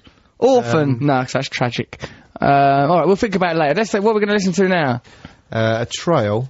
A trail, then CSS? Yeah. A la la, a la la, a la la. But let's first a little bit of a trail, then we'll get back to Sonic Enigma. Noel Gallagher don't seem to be turning up, does he? Where is he? Where is he? He's going to be bringing me a toy Rolls Royce. Oh, a gift for him. You've got a gift for Noel Gallagher? Luke's bought a gift for him. You've let a teenager down now. He's bought a gift, right. Let's ransack Luke's gifts, and then while we listen to CSS and that. Right. That wasn't sexual, you pervert, Morgan. I saw your little eyes light up. It doesn't ransack his virginity. My eyebrows went up. My eyes didn't light up. They lit up, mate. They lit up. Ransack him. I'll crash his back doors in. Come on, put CSS on. Idiot. That's a good euphemism. Dirty little devil. You dirty. CSS, la, like that. You don't like it, do you, Matt? It's alright. I think they're good. We're talking about magic moments on Six Music. I'm called Russell, he's called Trevor, he's called Matt. There's some Sonic Enigma winners standing over here like a bleeding school photograph of them. What you doing, you mob? Sat there. How old are you lot? 21. She had to crane miles to say that. 21. Well Are you done, really though. 21. Yeah, she is. Matthew, don't inquire as if you're trying to have it off with one of them. I thought they were younger, but now. The gloves are off. Amy's, how old are you? 19. 19. You're my sister, you should know. How old are you, Nick? Are your sisters? I'm 20. Nick's 20. Oh, they're all grown-ups, aren't they? Go on, Matt, let them have it. Go for it. Kick your trousers in the corner and run at them like the wild man you are. Run at them with your shirt still on, muscles bulging. Trevor, go on. Get involved, you pair of woofters. I can't... Here, listen. Right, this is from Larry. One of my best... Larry! Love to be called Larry. I would. I'm Good gonna name call for a my kid. child. Larry the child. Larry the baby. Larry the baby. Alright, where's that baby we got? Larry. Lau. Lau. You alright, mate? Oh, he shat himself. Oh, Larry! Can't say that. Can, I think, because it's the past of the verb, and I don't think that's bad. One of my best moments, says old Larry, goes... was when I was out shopping, walking with my wife round the shops. My 3-year-old son stuck his nose in my wife's crutch, took a deep breath and shouted at the top of his voice, "Mummy, your front smells of poo-ee!" Wow. We were standing in a queue to pay, and just at that moment the cashier pressed the tannoy speaker, and my son's observation was broadcast right across the store. Amazing. Do you think that's true? No. Nah, let's investigate. Larry, you liar. Your Even real the name, Larry. Ian Langham. He says Ian Langham. Ian.Langham at talk21.com. Don't keep doing that. No one minds. It's only an email. Even if someone sent a picture of a dead body, it wouldn't bother you that much. Just delete it. No, you can't do that. Alright, don't send Larry no dead bodies. He don't like it. What if I read out your email address? Send it. I ain't bothered. You don't No, care don't, anything, because do you? then it'll be all clogged up. Yeah. It's already all clogged up with Fault bunts. of the day. Fault for the day. My dad sends a fault for a day. He still sends it, even though we don't talk to each I other don't think he anymore. actually sends it, mate. You We think it happens automatically. Yes. Stop automatically sending me a fault for a day. He sends this fault for a day thing. We're out of contact because he spoke to the papers. Just this this is from Mrs. W. This is good. This person sends emails from Mrs. Wilkinson. That's good, isn't it? 'Cause it's official. I like that. Why is that not? Why would it? Well, 'cause people normally, Stan, or they say, Helter Skelter, or Bobby Scratcher. This is, like, from Mrs. Wilkinson. That means she's probably elder. I like it. Makes me respect her more. Just this morning, a bird flew into our playroom. I've got no respect for her anymore. No, nor have I. Also, she's a Mrs. toddler. Playroom. How can she be called Mrs. Wilkinson when she's free? It was an arranged marriage. My husband and I don't really get on, but it was, both of our parents owned factories, and we thought if we could combine and conglomerate, it would be good for business. Mrs. Wilkinson, the toddler. If I meet a toddler and I have to call it Mrs., I'm going to find it upsetting. Why don't you have a child and Call it Mr. Brand, the baby. Call it another name. This is my baby. Call it Mrs. Larry Wilkinson. This is Mrs. Larry Wilkinson, and it's a boy. And it'll be upsetting for it, won't it? Imagine it. Can you imagine such a world where Mrs. Larry Wilkinson was a boy baby? Anyway, Mrs. Wilkinson goes, just this morning a bird flew in our playroom. I didn't regard it magical at the time until Russell suggested it more of a nuisance, but the kids seem to like it. Now, they're the ones what did. She's not a toddler then. It is magical when you're a kid when a bird comes in the house, isn't it? That's one of It's just it interrupts life. A bird is in the house. Yeah. Things are different now. All bets are off. Anything goes. Right. I'm going to do a poo in the sink. No. Yes. Context is imprisoning us. Let's do what we like. It's Yeah. amazing when you get something, and like once when I was a student, we stole some traffic lights. Yeah. And had them in our house. It's amazing. So hold on, we've got traffic lights in the house. Context went round. I once stole Bubba Fett off of this lad, and I just thought, I've got Bubba Fett. Not Bubba Fett. That's not a chewing gum. Bubba Fett. He's from a prison in Texas. He's a bad. Gotta kill Han Solo. Yeehaw! What do you mean you stole? What, the toy? Yeah, the toy, not the actual That's not bounty amazing. hunter. That's not like a But when I had him at home, I was, a bird. I've got Bubba Fett. I've got Bubba That's Fett. just stealing. I had Bubba Fett. Bubba Fett. I had him in my How do you house. say the word that means the day after now? Tomorrow. Tomorrow. Tomorrow. See said tomorrow. tomorrow. So what? Who cares about things? Can't even say tomorrow. Tomorrow. Tomorrow. Tomorrow. Here, though, it ain't as magical as when a dog runs in the playground at school. That is true. Oh, there's a dog in the playground! There's a dog in the playground! Oh, Christ! It's anarchy! That's amazing, wasn't it? Yeah, it's really good when a dog comes to the playground. Everyone's up against the windows in the classrooms, and then a teacher has to go out and get the dog. Yeah, everything's disrupted. The teacher goes out of the room. It's anarchy, freedom. For a moment you sense that you don't need to conform. And sometimes it was a dog of one of the kids at the school. Here's my dog, he's followed me. Go, oh yeah, and then that kid feels all special and has to walk their dog home. And they're You allowed out feel of school. special because you've got your dog there. I brought my dog to school once. You liar. Which one? One of them ones that you reckon could talk? Bessie? Jacob came to school with me, yeah. What does Jacob's voice sound like? Jacob talked like this. What was he, like a little Cockney urchin twit? Sort of, yeah, more of a Northampton accent, yeah. He did a fart in Miss Williams' special office. Is that a euphemism for a vagina, Trevor? Russell, you can't say that. So what? Yes, you can. No one's offended by that. And then why would he do a fart there? How would he Just get in? sat on her lap.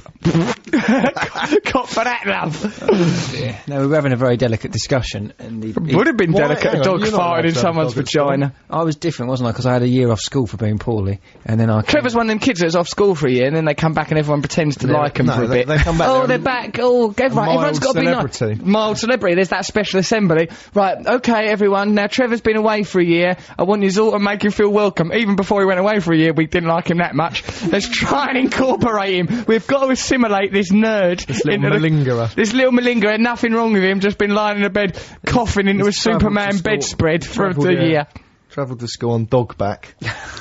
Trevor, with a saddled hound, comes riding in like John Wayne, like Jesus coming into bleeding. Is it Nazareth where he went with the donkey? Can't remember. And there's all leaves. I seem to remember being thrown at him. Palm and that. leaves, palm leaves. That's Jerusalem. He was but- born in Nazareth. He was Well, born in Bethlehem. He grew up in Nazareth, and He had a hell of a life, didn't he? He got always around that moving fella. Blimey, the life well, he his led. dad was a travelling salesman. His dad was a Worked for the travelling Home Office. copter. Did for Wait, stop complaining about Jesus. I like that bloke. He's done a lot of good things.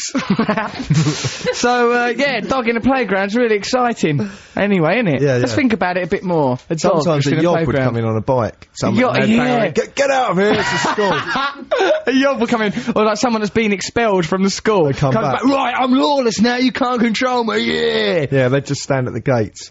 And I like, swear remember a bit. there was a bit where I went off the rails and like I started hanging around with other yeah. Really? Yeah, I started hanging around, right, so what happened was, is like, everything went a bit mad, and I stopped going to school and hung around with Mick Dowman and that, right, these you know them people that are just on You the can't periphery. say that like everyone knows who he is. Well, alright, Mick Dowman, he didn't fit into the culture of school. You know there's them kids that, like, at your school, that they're just never, ever gonna, their life is always gonna be outsiders. They don't come to school properly, they're wearing their brother's school uniforms, don't look nice, and like, then they sort of don't, like, I mean, you know, alright, well, everyone's from normal, sort of modest type families, but then there's that sort of, there's them people that are, right, properly poor. Yeah. Like, I mean, I had free school dinners, you know, so, but like, You had 3. No wonder you were fat.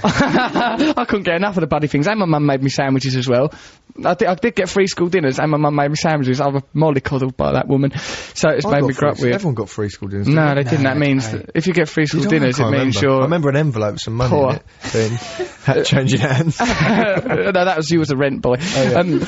Yeah. Anyway, me and so I fell in with Mick Dowman and all them. Like, went off shoplifting. I grew up near Lakeside, the shopping centre. And once you fall in with Mick, oh, you shouldn't say his name. This lad whose name I don't remember no more. You go off down Lakeside, God. go shoplifting and that. He was good at shoplifting, he was. And this other lad, Ricky, they were good shoplifters. I was rubbish at shoplifting. I'm a pretty good shoplifter. Right, yesterday, right, I weren't getting served quick enough when I was in a coffee shop, like Starbucks, other coffee shops are available, and I just picked up like a big, like sort of, just got to demonstrate like that they weren't concentrating, because I'd been stood there about 30 seconds, no one said nothing. I just picked up all them chocolates at the front, stuck them in my pocket, just concealed them there, big handful of chocolate bars. You did this yesterday? Did it yesterday. And then what happened? You just walked stood out? there for a bit, just to show I could do it, right? And then I put put them back? You didn't steal them. I put them back after. course you did. I did put them back after. God, what do I need chocolate for? I'm on a wheat-free diet. I don't think there's wheat in chocolate, but it can't be good for you, can it? Remember when we stole the that thing out of McDonald's where you put the money in, like that big cash thing? Oh yeah! Why did we do that? We were in a garage, a service station, No, weren't we were near Oxford Street. We were in there. We went mad. What were we doing? We picked up the thing where you put money in, it spins. It spins, round. whirls around. You put a penny in, you can watch it go on a little journey. And it was chained up, but somehow we got the chain. We got off, it loose and we nicked ran it. off with it. And it was really heavy because it was full heavy? of money. It was full of coins. And so we left it near a homeless man. Do you remember that? We And he gave it went, to "Look, don't leave it here, I'll get nicked."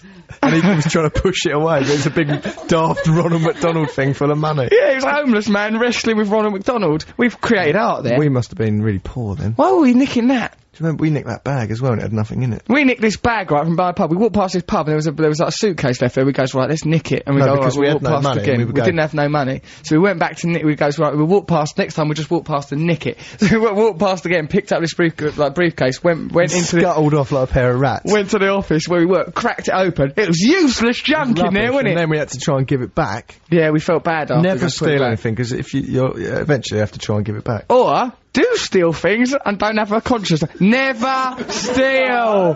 This Never is when we steal. were Or much younger and very poor. I was and on stupid, drugs. and Matt we was made drunk bad all the time. mistakes. I never steal nothing now. Drunk all Now that I'm paid a fortune for being myself. I do earn a lot of money, but I give an awful lot of charity, don't I? Well, if you mean the doctors, then Yeah, okay, I do. That is what I meant. Right, so, right-o, what's all this business? Magical moment. One of my colleagues... What? That's mentally ill. No, nothing wrong with that, though. So, right, my magical moment occurred when I was in Paxo, which is a Greek island. I went for a walk on a breeze, and then I saw a woman meandering through an olive grove. I come across an elderly Greek lady feeding her chickens. To my surprise, she lifted up the back of her skirt, bent over, and urinated like a cow. Her dog then licked it up. Yours, Matt Warner. Yours. Magic moments. Wow. That's not magic, that's tragic. It did say yours, awful. Matt Warner, Berkhamsted. What about, Matt, when we was in Ibiza and there was this goat there was these goats tethered up in a field. They tethered these goats by tying their back leg to No, the their front leg. leg was tied to their neck. Or something, I wasn't thought it? their back leg and it was cruel, really, but I didn't know No, what was cruel was you chasing them around. and then this woman came out of the house and went, no, they have babies, they're the goats pregnant. make babies. They're pregnant. I felt awful after that, but it was trying to make a television programme. I didn't know what I was doing. I wasn't concentrating. So, never chase goats, never nick things, never take drugs. That's the message, isn't That it? is really the message. If we learned anything today from Luke, the competition winners, all these lovely young people, it's don't nick things. Trevor, what have you learned? I've learnt not to nick things. Good Yes, lad. definitely. Yeah. Don't nick. Nicking is bad.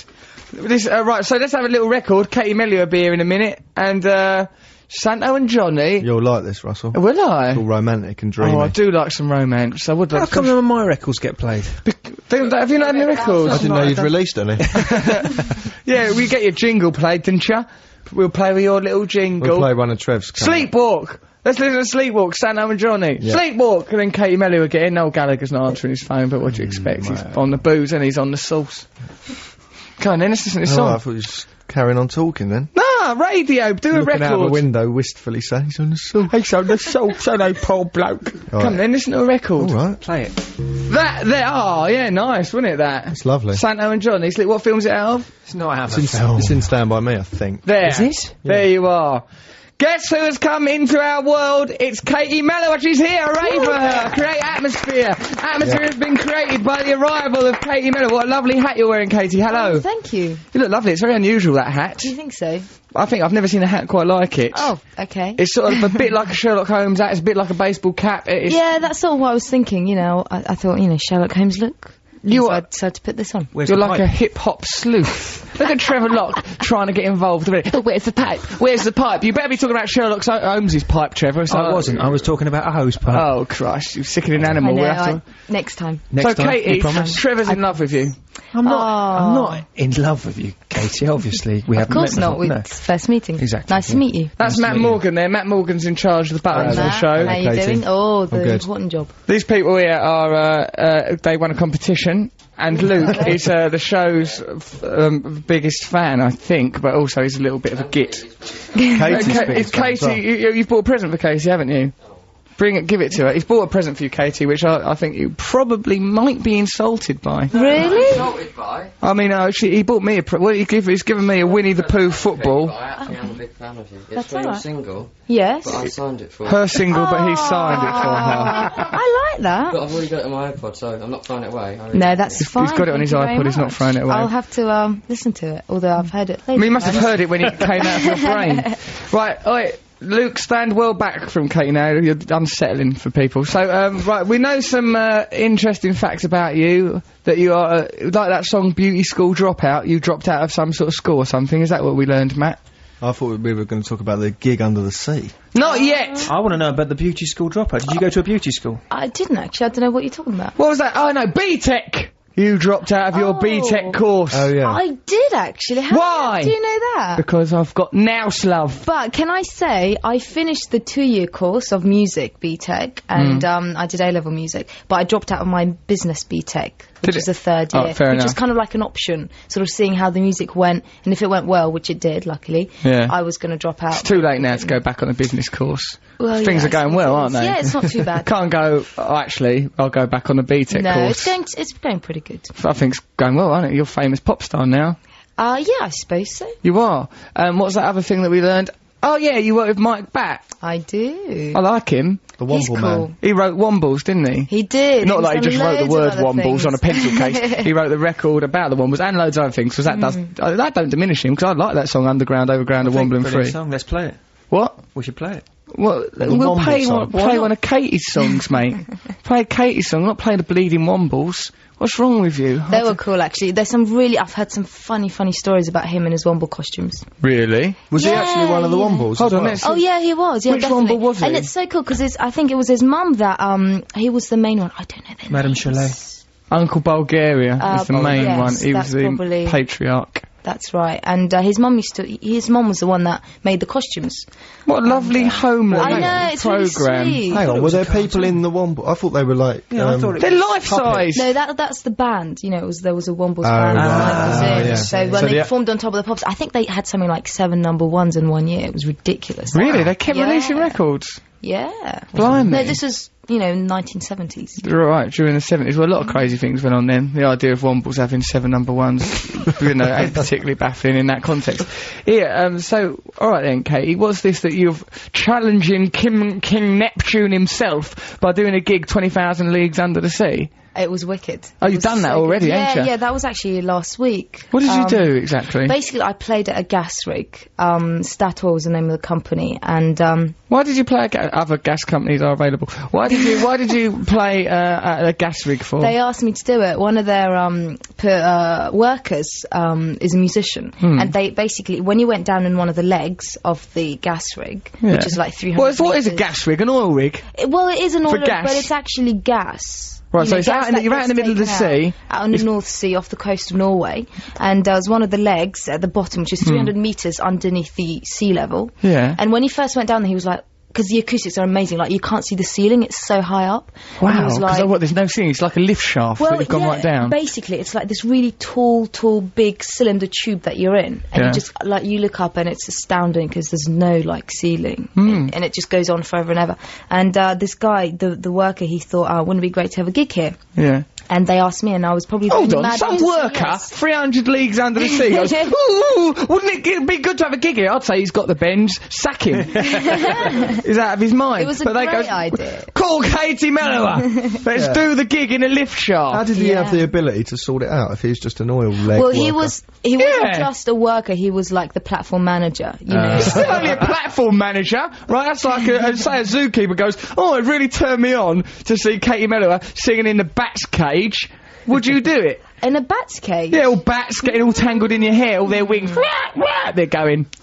That might be interesting. Do it then, Yeah. right? Because if you're going to sing 300 Leagues Under the Sea, people are now going to think there'll be people up and down the nation with jobs in obscure and peculiar locations thinking, I know. I don't know, Katie Mellower's malleable. Why not? I mean, I'm up for it because it was so, the thing that was great about it was that it made me feel like it was my first gig ever because everything was so different and alien. What? And what was because like the acoustics were different, like the sound, like the voice coming out of me was different sounding. Really? Because of- Well, like you was because of the possessed? room. Was there pressure? Almost. Was there pressure? Well, no, like it actually felt normal in terms of like if you didn't know where you were, Right. you just think you were you know the temperature was the same, pressure was the same, breathing was the same. I imagine audience figures were quite low. Oh yeah, they could only have 25 people there maximum. Who come? Lobsters. The workers again. Workers, lobsters. Yeah. They've got too much power Hang over on, these so one of them workers. says let's have a gig, and then they all get a gig. What if one of them goes, oh, it'd been half good if you finish this with a lap dance? would you go, alright then? No way.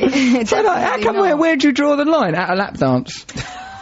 Yeah, absolutely. But also, it was just so different and so cool. So Right Do a then. stand-up gig under the sea. Yeah. Stand-up gigs under the sea. Stand up. Stand up under the sea. Do you think it could really work, Matt? Do you think people will buy it?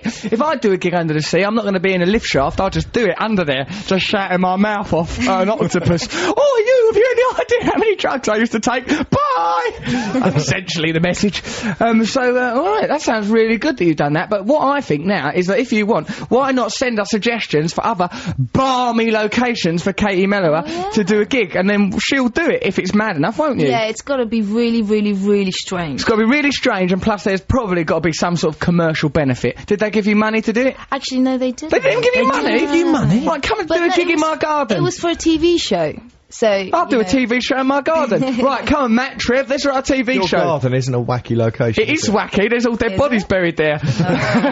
Well, have we danced at your high heel shoes and start plunging into people's skulls? Oh, no, not really, I've not killed anyone. So, right, that's right. So you send us things, balmy things, 64046, right, and what are you doing? You're doing a gig on 3rd December at Wembley Arena. I am, yeah. That'd be nice, would it? It will be. How I'm many very people will excited. A bit be there? nervous. First thing I'm sort of nervous for. So what did you ask? Well, there'll be 10,000 people there. Yeah, I think so. That'll make you nervous. Yeah, it shouldn't it? I've done a gig at Albert Hall last night. Have you done a gig at Albert Hall? I have, yeah. Good, isn't it? It's beautiful. Great big Acoustics thing. Great again. You know a lot about acoustics. I don't even know what that means. You don't? I know it means sounds bouncing off of things, Yeah, but you know, that's it, I don't pretty understand it properly. Except it sounds different when you're singing in a shower rather than when you're standing at a graveside. That's basically it. Yeah, right. There's a slight difference because sounds bouncing off things. That's acoustics. Things bouncing off things. There, bit of take-home information for people. So, right, 10,000 people at Wembley Arena Yeah. on the 3rd of December. Yeah. Wow. That'd be good. Have you got any support? Actually, no, we haven't picked one yet. Get Trev to come down and sing some Oh of his yeah, rubbish.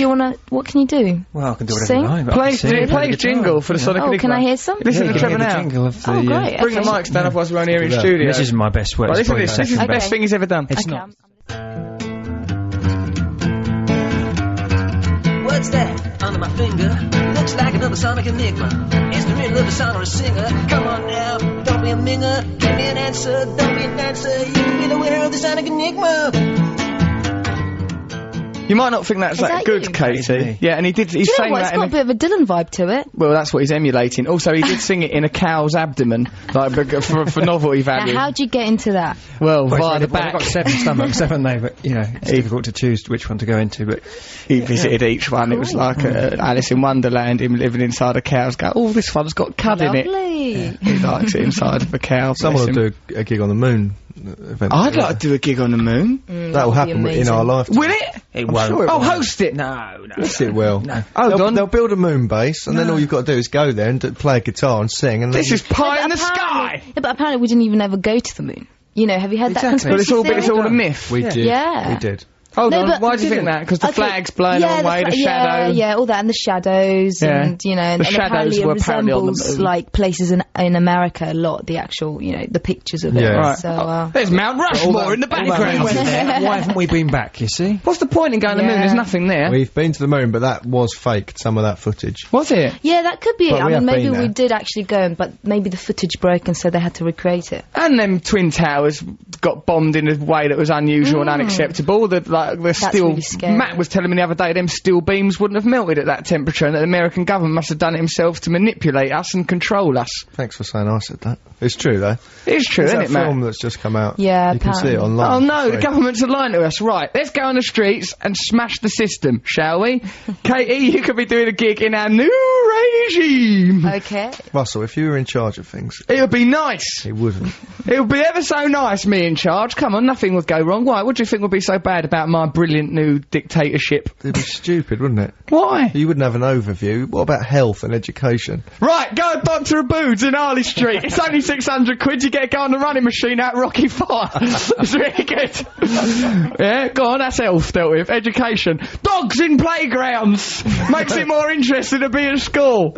With anything else, that's 2 problems already solved. Immigration. Let them come. So the world's only one place anyway. Just forget that there are different nations. Let everyone go wherever they want. Stop having so many children know everyone, then it'll be easier to feed each other. Yeah, I agree, actually. There you go. Everything's solved. Brilliant new dictatorship. Right, you can be involved. You can have a role in it. Matt's Right. Minister for Culture.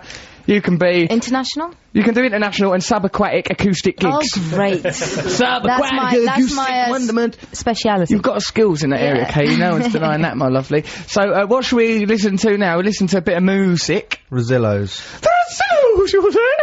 The Rosillos, and actually, interestingly, the Rosillos recorded this in a canoe in the Amazon jungle, as I understand. They did, didn't they? Yeah, with people blowing stuff at them, like blow darts. You can't do normal gigs anymore. You know? No point. It's all got to be like some weird extreme situations. Extreme gigs. There's no point, it was above a pub, it was in a concert hall. It's not interesting. No. Under the sea, on the moon, in the Amazon. What about Johnny Cash doing gigs in Nick? Would you like to go Actually, Strange Ways and do a gig? Amazing, yeah. God, wouldn't it? They did like you there. Really cool. Take Trev to that one. You and Trev doing gigs in prison. That'd be lovely. I'd like to see that. Trev's the warm-up act. So they pull it with bits like that. Matt's Monkey's done that birding. Oh God, imagine that. Tearing him to shreds. Still a women's prison. They'd still tear into bits. Of course they would. They'd be offended by him, big misogynist, come there dressed up in a dog's bed. Look at what Trev's wearing, Katie. He looks like he found them clothes, doesn't he? I quite like it. Really? Yeah. What do you like about it? The dog hair, the smell, the novelty squeaky toys in his armpits. Oh, come on. No, it's nice. I think he looks like an 80s dad who's come home. Oh, yeah. A beleaguered, weather-worn estate agent dad. Oh, it's a terrible day at the office. Yeah. Dad's on a night shift. No, it's not that bad at all. Hey, look, so much. A minute ago it was quite nice. Now it's not that bad. Not that bad at all. In a minute she's going to say you look like a right idiot. Katie, you're nice. I notice you've got you're a warm person and you emanate goodness. That's nice, isn't it? That's Why is very that? nice of you. I don't know. Why is that? He doesn't understand. Why aren't I like that? I'm nice. Really? And I think about it. Kind. Nice people. Generous. Oh, I'm nice. And point at each other. Yes, they do. Of course they do. I mean, these are my flaws. I'm vain and I'm egotistical, but I'm very generous and caring and sweet. So it all, balances out, really. You're vain and egotistical. Yeah. Right, okay. I am vain and egotistical, but everyone is a bit, aren't Do you look they? in the mirror more than twice a day? Oh, please. Yes. Really? Yeah. She does. Because I'm an only child, so it's my only friend. Was that guy. That other me that does what I get do. the violin out. Oh, we couldn't afford violins, Katie. If we had a violin, we'd have eaten it. But I am vain and egotistical, but I'm also quite nice. Good. That's all right, I isn't can it? sense that, yeah. Thank you, Definitely. see? Right, Katie Mellower there saying I'm quite nice. So let's, we're listening to Rosillos doing a gig Peel on session. Button Moon. It was a peel session. Peel session, yeah. Nice. Alright then, let's have a listen, shall we? Okay. Is there a trail? Destination Venus there by the Rosillos. Also, probably Katie Mellower do a gig there before too long. Ha ha ha, Venus Destination. Venus. Right, okay, so we've got some news coming up with that woman we're all in love with, Catherine. What's her surname? Cracknell. Catherine Cracknell, whom we're all a bit in love with. Right, so we were negotiating and debating what in the word we want to try and get into the news. Boogie. Boogie. It was Trevor Locke's idea. Can we get boogie into the news? I think we can. We can do it. Do you believe Katie Mellower? I believe it. She believes it. If Katie believes, if we all believe, surely Boogie could be in the news. Here's the newsy poos with the amazing, sexy Catherine Cracknell. Let's get that word Boogie in the news. Here is the news. Let's fingers crossed nothing tragic's happened. Here is the news. K.E. Mellower, I didn't think it was possible for me to love you more, but, apparently it is, because I found out you say that to all the girls? No. Oh, I really don't have time. Katie, so what was that we just listened to? That was a song called It's Only Pain, and it's on the special edition re-release of Piece by Piece, my second album. Second album, is it all special edition? What's so blooming special about it? Do you have to go and buy it from a submarine? No, you don't. Although that's a good idea. Why isn't not? it? Why not have that as an idea? No, it's just basically it's got DVD on it of footage of gigs that I did at the beginning of the year. And are you quite serious when you're videos. doing a gig and like taking it dead seriously? That's what I think it must be hard about being like a pop star. Saying you have to be all sort of serious, like it's only pain, all serious. Yeah, well, I mean, I do take it seriously. You know, I mean, it depends on what song I'm doing as well. Like each song is different in terms when you're of how you doing feel. Rabbit by Chaz and Dave, the mood is lightened.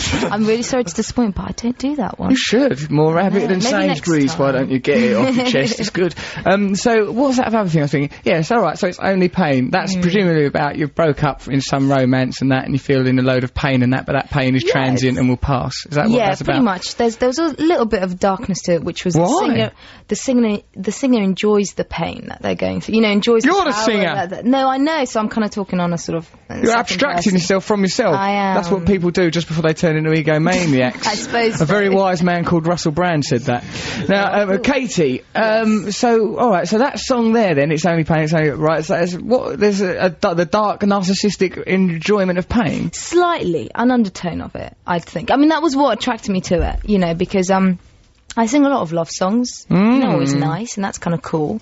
But then there was a slight darkness to it that I thought might be nice to try it, and it just nice to try a bit of darkness. Yeah, and that's just like worshipping Alistair Crowley on a beach, which is something that Matt Morgan does. The little devil worshipping perv that he's become. What are you talking about? I am talking about things that come in my brain without a moment's notice. Now, right, okay, so we've got some bleeding, you know, Sonic Enigma answers. We do this thing, Sonic Enigma, Katie. That's what the jingle was that we played you earlier. Trevor does a soundscape of noises that emerge from his mind, and then we have to guess what song he's referring to within that. Did I spoil it earlier on? You did. You ruined it. How? I know you didn't. Okay. Katie, you've spoiled nothing. No, I thought. Okay.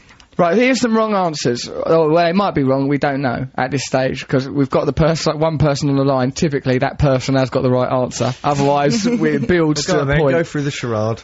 Let's go through the charade!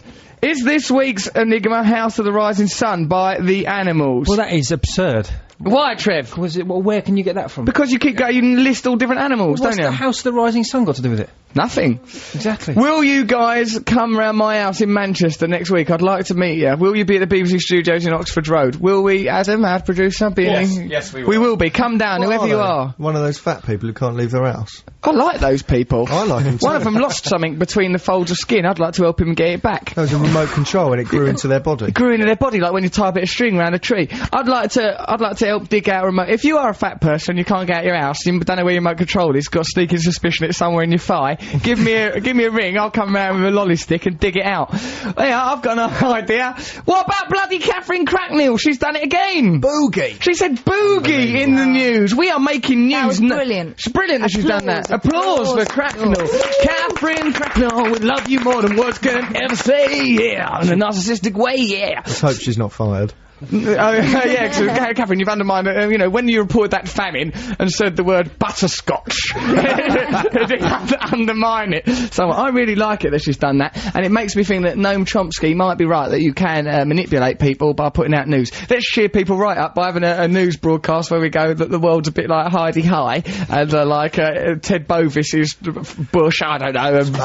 Spike, dressed up as a carrot Spike. Every week, same thing. Kate mellower. In this week's Enigma, if you're going to do a jingle with your guest name in it, do the name correctly. Is the Sonic Enigma something like My Girlfriend's an Animal by someone? Even if it ain't, I'm coming, says Daniel from Manchester. Threatening. Daniel, come to the Oxford Road studios, mate, or whatever it's called. You'll be very welcome there. We will welcome you with open security guards. Why do all the Sonic Enigmas seem to involve going to the doctors? Yeah. Says Catherine from Manchester. Yeah, Trev! What's wrong with you? Go to Harley Street, see my doctor It's a theme, for £1 million checkup. Yeah, anyway, give us a clue, because I got up early just so I could enter the competition this week. I can't think what the song could be. That's Catherine from Manchester. Catherine, just come to the studios. We're not going to turn anyone away. Just turn up. We'll have to when numbers are... No one comes. No one listens to this radio show. No, people do actually, don't they? We're getting really good listener figures, but just come. I'm not bothered. Don't matter, does it? They can sit in that room outside, and then the people that win the wrestling match can come into this room. We'll have a wrestling contest throughout the show of people from Manchester and the Lancashire area. It'll be exciting. Not to the death, Luke, you pervert. You should see young Luke, friend of the show, looming over Katie Mello, a disgusting sight. Oh, I've got a CD, I've signed it for you. Then he tried to touch her leg, I had to hit him. It was horrible. So, and he's in love with some girl called Adrienne, isn't it? Yeah, it's going quite well. It's going quite well. Matt tried to steal her from me. Matt tried to steal her. Well, that wouldn't surprise me. Matt will probably try to suggest she comes on a cultural review with him to review his own bottom, which I hear is in a raggedy state. What are you talking about? What are you talking about? What are you on about? As presenter of this radio programme, what the hell are you going on about? I'm unaccountable! Unaccountable! There's no punctuation in it, it's just dribble. Is it I Want to Be Loved by Elvis Costello? We've got a caller on the line, it's been there for about a month. Leave them there, they like it! Ben Gallagher says that. Anyway, is it Aboriginally by Pulp? That's No, Jim we Louise. know it's No, not. it's none of these wrong answers Let's that talk I've to the been reading out. Let's go. The right answer is dear old Charlotte. Charlotte, you're in the Manchester area, conveniently. So, Charlotte, what do you... Hello, love, you alright? I'm alright, thank you. How are you? Oh, well, good mood. She Katie's doesn't wanna know. really nice. Trev's been a bit subdued. Let's throw something at him. What's up, Trev? Nothing. Good lad. Matty Morgan, everyone's in pretty good shape here. G's probably knocked up a lovely poem. There's a good mood. Luke's here, perving it around. Katie mellower. It's a bit upsetting. I don't mind, it's alright. You don't mind? Well, you know. Really, you just tolerate that sort of thing? Yeah, well, I mean, there's a line, isn't there? And he Yeah. hasn't crossed it yet. So He's that's tried all right. to. You know, I mean, he's standing still, so I wonder what appendage of his it would be that crossed the line if he were to cross it. How he would edge that forward, I wonder. I think we can all tell. I think we can, can't we? Do you get, Katie, do you get odd things from fans today? Sometimes the boys send you, like, their pants covered in stickers, for I thought you were example. going to say something else. Oh, God! But I did say sticker, so you can see how my mind was working. Yeah. Sunday morning. Sunday morning. You get the odd little thing, you know. Yeah, well, here's Luke. Here's the oddest little thing in Christendom. Well, no, you're a lovely strapping fella. You're a lovely boy. Now, he's in love with Adrian. He's no harm to anyone. So, okay, Charlotte. So you, tell us a bit about yourself, Charlotte. You live in the area of Manchester, conveniently. I don't actually, but I'm more than willing to travel up there. Oh, yeah, where do you live? I live near Northampton. Near Northampton. Oh, God, that's where Trevor Locke comes from. Are you alright? I know. How is it? It's sort of like talking to someone from Hiroshima. You sort of wonder how they've recovered and how the Where do you culture live, of the exactly? town. Trevor just butted in to ask you where you live. Where do you live? I live in Brackley in Northamptonshire. All right. Nice part, is it, Trev? Not really, no. Rough. Well, it used to be nice about 100 years ago, but then they... How do you know? Time traveller. You're a Time Lord. I think I was a lord about 100 years ago. I think it was the Lord of Brackley. You're not the Lord of Brackley, It was a Trevor. little village on the estate, and now they've built up. Has it got a bypass yet? Oh my yeah. God, Trevor! bypass. Trevor, you've dragged What's us into wrong the with mundane. you? But has it got a bypass yet? I never thought I'd live to hear the day where the word bypass, other than charisma bypass, would be used on this radio show. Charlotte, you reckon you've got this Sonic Enigma right, do you? I think so, yeah. Well, why else would we have you on the radio? Now, so what do you think that the answer of the Sonic Enigma is, dear? I think it's Animal Lovers by Suede. Is it Animal Lovers, Trev, by Suede? Is it, Trev? Did you say Animal Lovers? Animal Lover. Oh, Animal Lover, yes, you're right. Hooray! Yeah, she got it right. Well done. So we will be meeting Charlotte next week in Manchester. So much to answer for. Okay, well done, my dear. How did you work it out exactly? Because it's like trying to piece together the drool of a loony. Well, I got the animal thing, so I put animal in on iTunes and see what I can Oh, that's You use cheating. technology! You do not win. We need another winner. She can't win. for that. She cheated, used the robot. No, she used the tools that she had, and that's No. good. Yeah. So she should be commended. It's allowed, I She's think. resourceful. No, Katie says it's allowed, Matt says it's allowed, me and Trev think that you are no. evil. That's because you're both old-fashioned buffoons. No, it's not. Nonsense! I've got a typewriter, don't I? I only yesterday changed its ribbon. Now, you've done well. We're going to let you pass, even though whenever technology's mentioned, I am bound by law to go, have you not seen the film Terminator 2, in which robots turn against us, and that film, Yeah, The of Matrix, etc. You know, be careful of robots, never trust them. Anyway, when the apocalypse comes, Matthew, and technology collapses, who's going to be in charge? Me and Trev, that's who, with our penny sweet shop, going around on our penny farthings, and just things that involve the word penny, wearing leggings and that, giggling. Russell, Yeah? nobody knows what you're talking about. Are the mic still on? Can you take me back home now? Charlotte, well done. You are our victor and we adore you and we look forward to meeting you next week. You can bring up to 16 friends. Okay, good stuff. Right, bring 16 friends, make the balance sort of towards females, and any men that come, make them their sort of friendly men, not sort of aggressive testosteronal men that might want to wallop their winkies on the desk. Okay, I'll do Even though that. that might be good radio. Charlotte, thank you very much. Well done. Congratulations. Take care, dear. Ta-ta. Bye-bye. Nice to talk to you. Bye. Ah, and she's nice, wasn't she? It'd be nice to meet her next week. So, Katie. Have you enjoyed it being here with us? I have, yeah. It's been an eye-opener. Why? Was it an eye Well, this is opener? like, it's so wicked. This is the messiest radio show I've ever been in. What do you mean, messy in terms As in, like, of the... papers everywhere, you're like, kind of like, yeah, and everyone's like, cool, and... We're the pretty desk is postmodern. kind of messy. Oh, normally they don't let you any drinks in the radio. Oh yeah, studios, we're not supposed to you know? do that. And also, Matt's not supposed So to I'm be really smoking impressed. crack, and he is. No, I know, it's great. It reminds me of my Helps me bedroom. I feel relax. quite at home, actually. Yeah, do you feel at home here?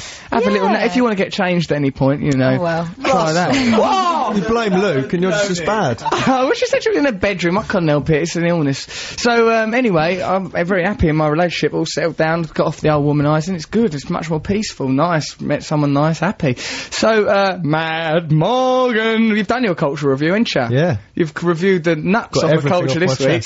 chest. Trev's done his Sonic Enigma. Noel Gallagher ain't turned up. Right, let's give away his phone number on here so he can be penalised. Imagine doing that. Imagine. Well, it would take him about 12 hours To until he change got a new it. phone. Yeah, but he's aggressive because there was one when we spoke to him last week and goes, right, I'm gonna when you come to my stand-up gig, what went Dead World Shepherd's Bush Empire, I goes, I'm gonna coat you right off at the beginning. He goes, he sent me he goes, don't, and then he sent me a text message. Goes, if you do that, I will effing kill you. He didn't put effing, and he put it in capital letters, and it felt like a threat. Yeah, well, that's good. What good to threaten a person? Why would someone go, I'll come to your stand-up gig and then sit there and have the mickey taken out of them by you? Fun, honour. Privilege. You'd do it, wouldn't you? You'd go, I threatened to do this and I'm doing it now anyway. This is the text message he sent. That's what I was going to do. Yeah. But luckily I was concentrating on my job at the time, so I weren't able to do it. Right, so Mr. G is here. He is our poet laureate of the studio. Let's welcome him with atmosphere. Yeah, alright. Yeah. Woo, woo, woo. G, use my mic. Okay, this one I suppose is magic moments. Magic moments is summarising all the themes of the show. Well, trying to. Successfully. Sitting back, relaxed and reclined, reflecting over many magic moments in time. Past joys, past pains, proudest moments, deepest shames. It has oft been proclaimed that life is indeed a game of chance, where three yobs on a bike faced a taste of egg white, because they compared the cultural review to Holby City, which King Matt didn't like. So Lucas reviews Great Yarm's top sights, and Catherine's boogie on the news made Russell shriek with delight. Magic moments. As we behold our moments so golden, mad monkeys, ex-junkies and traffic lights that are stolen. Trevor brought his dog into class to have a bit of a laugh. The funny thing is that he failed quantum physics, but his dog clocked a pass. Now that's magic. Nice. It's made me realise that even this moment of the show today has in itself been magical. We're creating magic. This was actual magic. Look at the joy. Listen to the beauty. Look out the window. Touch yourself. Cup your own nuts. Good old life. We're all alive at the same time. We can do anything. We can change the world. We're free. The government aligned to us. Overthrow it. Katie! Thank you. You've been absolutely lovely. Thank you. You're an It's been absolute great joy to be here. around. You emanate warmth and joy in that. You do. Yes, you said that. Mm. It's interesting. Yeah, it's interesting. What's that headscarf for? Bad hair day today. Really? Yeah. Why? What's it all look like under It's there? just kind of woke up and it's like, ugh. It speaks to you, does it, your hair? Yeah. I know a doctor that can help you for that for about £1,000. Right, Matt Morgan, he's fit as a fiddle. He's done a lovely cultural review. You alright, sunshine? Yes. What are you rubbing your hands for? Like a greengrocer? I've got this new thing where I keep rubbing my hands. What's that thing you've created with apple pips on a bit of paper, like some bit of Balinese art, you little freak? You Never put a load of looked at apple that. pips They're on not a bit of apple pips, paper, actually. and then draw. Actually, not apple pips. Actually, They're the gold bit around the top of a drink that I've cut into little pieces and then... Look, You're not, I don't I'm think working you're through a normal. few things, okay? Yeah, you want to go and see Dr. Abood again. It ain't cost you No. 500 quid to get your God. noggin looked at. Trev, you alright, darling? I'm alright, yeah. Cocky, locky, how lovely it's been If to you're have in you. the South London area, why don't you come and see me this evening? I mean, do some... I don't use this to pick up birds. I wouldn't mind, but he's not even got a gig tonight. Just trying to drag people around to his garage. Stop it, Trev. No, the garage is open. Just knock twice and rap a tap tap, and that'll do. No, I'm doing a gig. Where? And G's doing a gig. We're doing a gig at a place called the Bedford in Balham. Oh, It's the a huge, Bedford. Oh, that's a great place. isn't it? It's the best place to go see young, unsigned talent. Is Well, it? I'm Yeah. there. I'm young. I think the word I'm unsigned. talent is dubious in this instance. Young, unsigned, yes, but talent, come on. Alright, so yeah, go down to the Bedford in Balham, see Cocky Locky and see Mr. G performs poetry and comedy, respectively. Have you done stuff there then, Katie? I haven't, but I often go there to check out, you know. What do you go down there and check out? Check out artists. Who are you, Don King? Just going down I around? love that place grooming and people. the Ginglick and the 12 Bar. There's loads of really good places around London. You to go drifting see around. bands, You're like and a drifter. artists. You are a I drifter. am a bit of a drifter. You drift, baby. Just because you sit at home in your garret. I don't like going out frightened. So stay with Cat now. Look at Cat Basket. Right, Luke, good lad. You've got a bright young future. We'll work with you when you've grown up a little bit, but you've got to sort your life out and stop looming over our guests. Julie is going to be here with Music Week in a minute. That is going to be exciting. And can you talk about us a bit in it? Because then we'll listen. Yeah. Woohoo! We always talk about you. Yeah, thank you. Well, that's because we're travelling home at that point, if we would be listening. Sonic Enigma winners, well done. You've made lovely contributions to the show. You're lovely and cute. You remind me sort of like Brady Bunch of saying, right, so, right, the show's nearly over. It's going to be a good podcast. Get the podcast as well, because we want to get to number 1 in that chart. Even if you don't listen to it, download it. Someone send me an email here telling me how to download things. I don't know how it all works. Then, yeah, just get on with your lives, really. Stay out of trouble. Keep off the drugs. Don't nick things. Don't misread the messages of this show. All them things we're saying that we done, what was a laugh, they weren't. They was bad and wrong, weren't they, Matt? Yes. Trevor, weren't they? Oh, they were very good fun. Jeez. No! Wrong, Trev. Wrong to take drugs, wrong to do anything bad. Just essentially conform and fit into the machinery of the state. Time now to listen to the Sonic Enigma song, which was Animal Lover by good old Suede. Let's go with that. Stay tuned for Music Week and listen to us next week. Ta for now. Love you. Bye. Bye. Bye. Bye. Bye.